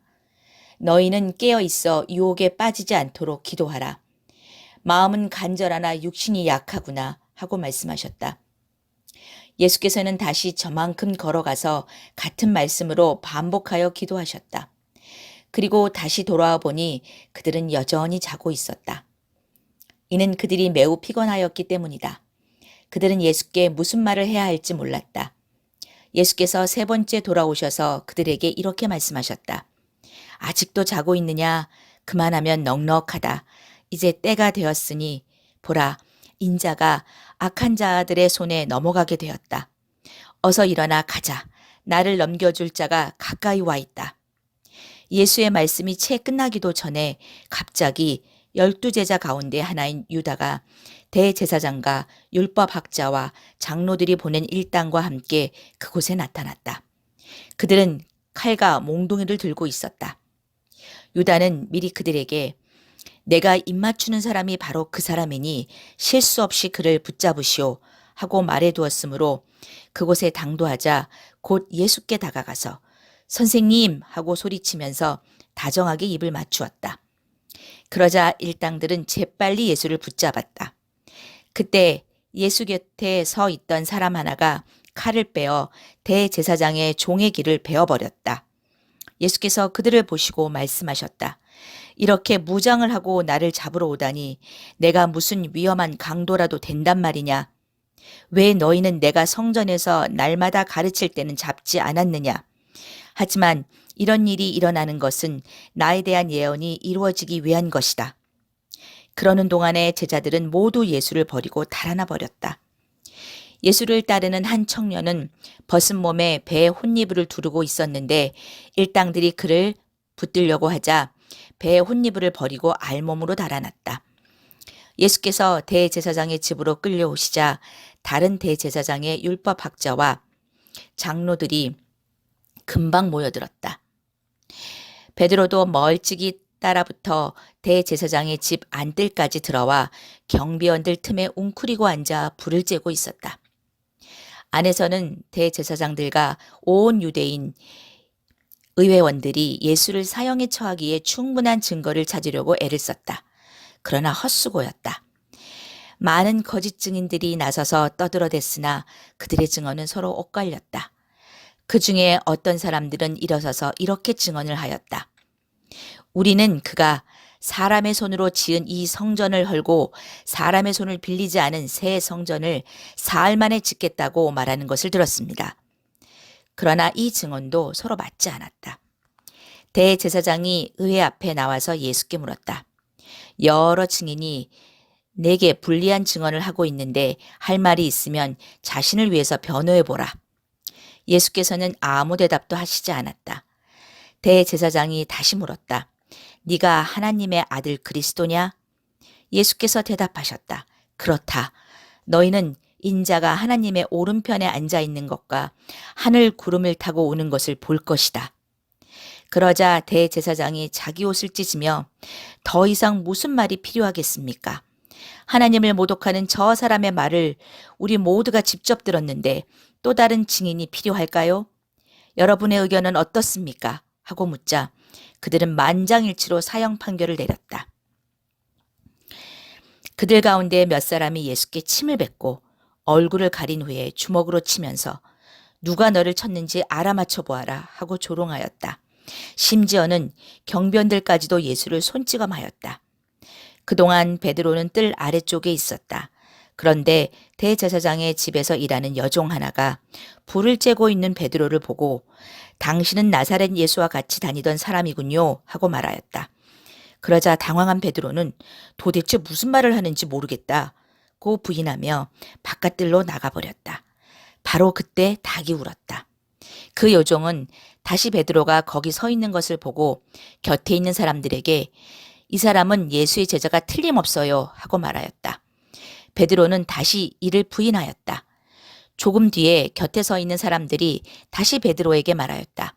당신도 갈릴리 사람이니 예수와 한패인 게 틀림없소 하고 말하자 베드로는 나는 당신들이 말하는 그 사람을 만난 적도 없소. 내 말이 거짓이라면 1000벌이라도 받겠소 하고 맹세까지 하였다. 그때 곧 닭이 2번째로 울었다. 베드로는 닭이 2번 울기 전에 너는 3번이나 나를 모른다고 할 것이다 라고 하신 예수의 말씀이 떠올라 슬피 울었다. 마가복음 15장. 아침 일찍부터 대제사장과 장로와 율법학자들은 다음 일을 의논하려고 회의를 열었다. 그리고 그들 모두는 예수를 결박해서 로마 총독 빌라도에게 보내기로 결의하였다. 빌라도가 자기 앞에 끌려온 예수께 물었다. 네가 유대인의 왕이냐? 예수께서 대답하셨다. 그렇다. 네가 말한 대로다. 대제사장들이 예수를 고소하는 여러 가지 제 몫을 일일이 나열하자 예수께서는 가만히 듣고만 계셨다. 그러자 빌라도가 예수께 물었다. 왜 아무 말도 하지 않고 있느냐? 너는 할 말이 하나도 없느냐? 도대체 이 모든 사람들이 이렇게 너를 고소하는 이유가 뭐란 말이냐? 그러나 예수께서는 아무 말씀도 하시지 않았다. 빌라도는 이를 기이하게 생각하였다. 6월절이 되면 해마다 백성들이 원하는 죄수 하나를 총독이 석방해 주는 관례가 있었다. 마침 그때 반란을 일으키다가 사람을 죽이고 감옥에 갇혀 있는 폭도들 중에 바라바라는 사람이 있었다. 군중을 빌라도에게 몰려와서 전례대로 죄수 하나를 놓아달라고 요구하였다. 그러자 빌라도가 유대인의 왕이라는 사람을 놓아주면 어떻겠소? 당신들이 놓아주기를 바라는 사람이 바로 그 사람이 아니요? 하고 물었다. 빌라도는 대제사장들이 예수를 시기한 나머지 뒤에서 이 사건을 조종하여 흉계를 꾸민 것이라는 점을 알고 있었기 때문에 그와 같이 말하였던 것이다. 그러나 대제사장들은 군중을 선동하여 예수 대신에 바라바를 놓아달라고 요구하게 하였다. 빌라도가 그들에게 물었다. 그렇다면 유대의 왕이라고 부르는 사람은 어떻게 하면 좋겠소? 그들은 소리를 질러댔다. 그는 십자가에 못 박으시오. 빌라도가 그 이유가 뭐요? 그가 무슨 나쁜 일을 하였소? 하고 묻자 그들은 더욱 요란하게 떠들어대며 그를 십자가에 못 박으시오 하고 소리쳤다. 폭동이 일어날까봐 겁을 먹은 빌라도는 군중들의 기분을 맞추려고 바라바를 석방하였다. 그리고 예수를 채찍질한 후에 십자가에 못 박으라고 내주었다. 로마 군인들은 총독 관저의 뜰로 예수를 끌고 들어가서 온 부대를 집합시켰다. 그리고 예수께 자색 옷을 입히고 가시관을 엮어 머리에 씌운 뒤에 경례를 하면서 유대인의 왕 만세! 하고 외쳤다. 또 갈대로 예수의 머리를 치고 침을 뱉는가 하면 무릎을 꿇어 경배하였다. 이렇게 실컷 희롱을 한 후에 자색 옷을 벗기고 다시 그의 옷을 입혀서 십자가에 못 박으려고 끌고 나갔다. 마침 그때 구레네 사람 시몬이 시골에서 올라와 그곳을 지나가게 되었는데 그들은 그를 붙들어 억지로 예수의 십자가를 지고 가게 하였다. 시몬은 알렉산더와 루포의 아버지였다. 그들은 예수를 끌고 골고다라는 곳으로 갔다. 골고다는 해골의 언덕이라는 뜻이다. 그들이 모략을 탄 포도주를 드렸으나 예수께서는 그것을 거절하셨다. 마침내 그들은 예수를 십자가에 못 박았다. 그리고 나서 주사위를 던져 예수의 옷을 나누어 가졌다. 예수를 십자가에 못 박은 때는 아침 9시였다. 예수를 못 박은 십자가 위에는 유대인의 왕이라고 제목을 붙인 패가 달려 있었다. 강도 2명도 그날 아침에 십자가에 달려 예수의 십자가 양쪽에 세워졌다. 이렇게 해서 그는 악한 자의 하나로 간주되었다라고 한 성경이 그대로 이루어졌다. 지나가는 사람들이 머리를 흔들며 예수를 조롱하였다. 하하, 꼴 좋다. 성전을 헐고 사흘 만에 다시 지을 수 있다고 큰소리치더니 그런 이적을 보일 수 있거든 십자가에서 내려와 네 목숨이나 구해보시지. 대제사장과 율법학자들도 둘러서서 예수를 조롱하며 남은 구원하면서도 자기 자신은 구원하지 못하는군. 이봐, 이스라엘의 왕 그리스도여, 십자가에서 내려와 보시지. 그러면 우리가 믿어드리지 하고 빈정거렸다. 심지어 양쪽 십자가에 달린 2 강도까지도 예수께 욕을 퍼부었다. 낮 12시쯤 어둠이 온 땅을 덮기 시작하더니 오후 3시까지 계속되었다. 그런데 3시쯤 되었을 때였다. 예수께서 큰 소리로 엘리 엘리 라마 사박다니 하고 부르짖으셨다. 이것은 하나님, 나의 하나님, 왜 나를 버리셨나이까 하는 뜻이다. 거기 섰던 사람들은 이 말씀을 듣고 예언자 엘리야를 부르는 것으로 생각하였다. 그래서 한 사람이 달려가 해면에다 다시 신포도주를 적셔가지고 갈대 끝에 꽂아 올려주고는 엘리야가 와서 그를 내려주나 보자 하고 말하였다. 그러나 예수께서는 큰 소리를 지르시고 숨을 거두셨다. 그때 성전 휘장이 위에서 아래까지 2 폭으로 찢어졌다. 십자가 곁에 서서 예수께서 숨을 거두시는 것을 지켜보고 있던 백부장은 이분은 참으로 하나님의 아들이었다 라고 말하였다.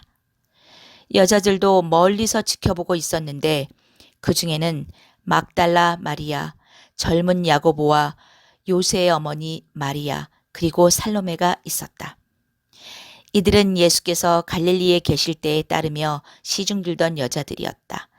그곳에는 이들 외에도 예수를 따라 예루살렘에 올라온 많은 여자들이 있었다. 이 일은 모두 안식일 전날에 이루어졌다. 그날 오후 늦게 아리마대 출신의 의회원으로 존경받고 있는 요셉이 용기를 내어 빌라도에게 가서 예수의 시신을 내달라고 청하였다. 그는 하나님의 나라가 이루어지기를 열심히 기다리는 사람이었다. 빌라도는 벌써 예수가 죽었다는데 놀라 백부장을 불러 그가 죽은 지 오래되었는가를 묻고 자세한 것을 알아본 뒤에 요셉에게 예수의 시체를 가져가도 좋다고 허락하였다. 요셉은 예수의 시체를 십자가에서 내린 다음 가지고 간 고운 배로 시신을 쌌다. 그리고 바위를 깎아 만든 무덤 안에 모셔다 놓고 돌을 굴려 무덤 문을 막았다. 막달라 마리아와 요새의 어머니 마리아는 예수를 어디에 모셔두는지를 지켜보고 있었다. 마가복음 16장. 다음 날 저녁 안식일이 지나자 막달라 마리아와 살로메와 야고보의 어머니 마리아는 나가서 시체에 바르는 향료를 샀다. 그리고 안식일 다음 날 동틀 무렵에 향료를 가지고 무덤으로 갔다. 그들은 걸어가면서 무덤 입구를 막은 큰 돌을 어떻게 굴려낼 수 있을까 걱정하였다. 그런데 그들이 무덤에 가보니 무덤을 막고 있던 큰 돌은 이미 옮겨져 무덤 입구가 열려 있었다. 무덤 안으로 들어간 여자들은 깜짝 놀랐다. 흰옷을 입은 한 청년이 오른편에 앉아 있었기 때문이다. 그 청년이 말하였다. 놀라지 말라. 너희는 십자가에 못 박히신 나사렛 예수를 찾고 있느냐? 그분은 여기 계시지 않는다. 그분은 다시 살아나셨다. 보라, 여기가 그분의 시체를 모셨던 곳이다.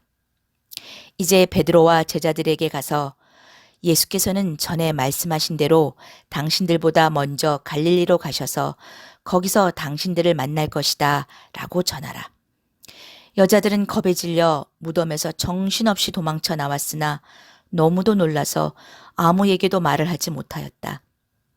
다시 살아나신 예수께서는 그날 이른 아침에 제일 먼저 막달라 마리아에게 나타나셨다. 일찍이 예수께서는 이 여자에게 7 귀신을 쫓아내 주신 일이 있었다. 마리아는 슬픔에 잠겨 눈물을 흘리고 있는 제자들을 찾아가 자기가 예수를 배웠다는 것과 예수께서 살아계시다는 것을 알렸다. 그러나 그들은 마리아가 전한 말을 믿지 않았다. 그 후 제자 2사람이 예루살렘을 떠나 시골로 내려가고 있을 때 예수께서는 그들에게도 나타나셨다. 그러나 예수께서 다른 모습으로 나타나셨기 때문에 처음에는 예수를 알아보지 못하였다. 마침내 그들이 예수를 알아보고 급히 예루살렘으로 되돌아가서 다른 제자들에게 알렸으나 아무도 그들의 말을 믿지 않았다. 그 후 11 제자가 함께 식사하고 있을 때 예수께서 그들 앞에 또 나타나서 그들의 믿음이 없는 것과 마음이 완악한 것을 꾸짖으셨다. 그들이 예수께서 죽은 자 가운데서 살아나신 것을 본 사람들의 말을 믿으려 하지 않았기 때문이다. 예수께서 그들에게 말씀하셨다. 너희는 온 세상을 두루다니며 모든 사람에게 복음을 전파하라. 믿고 세례받는 사람은 구원을 얻을 것이나 믿지 않고 거부하는 사람은 죄인으로 선고받을 것이다. 믿는 사람들에게는 표적이 따를 것인데 내 이름으로 귀신을 쫓아내고 새 방언을 말하며 뱀을 만지거나 독을 마시더라도 해를 입지 않을 것이며 병자에게 손을 얹으면 그 병이 나을 것이다. 주 예수께서는 제자들에게 말씀을 다 마치고 하늘로 들려 올라가서 하나님 오른편에 앉으셨다.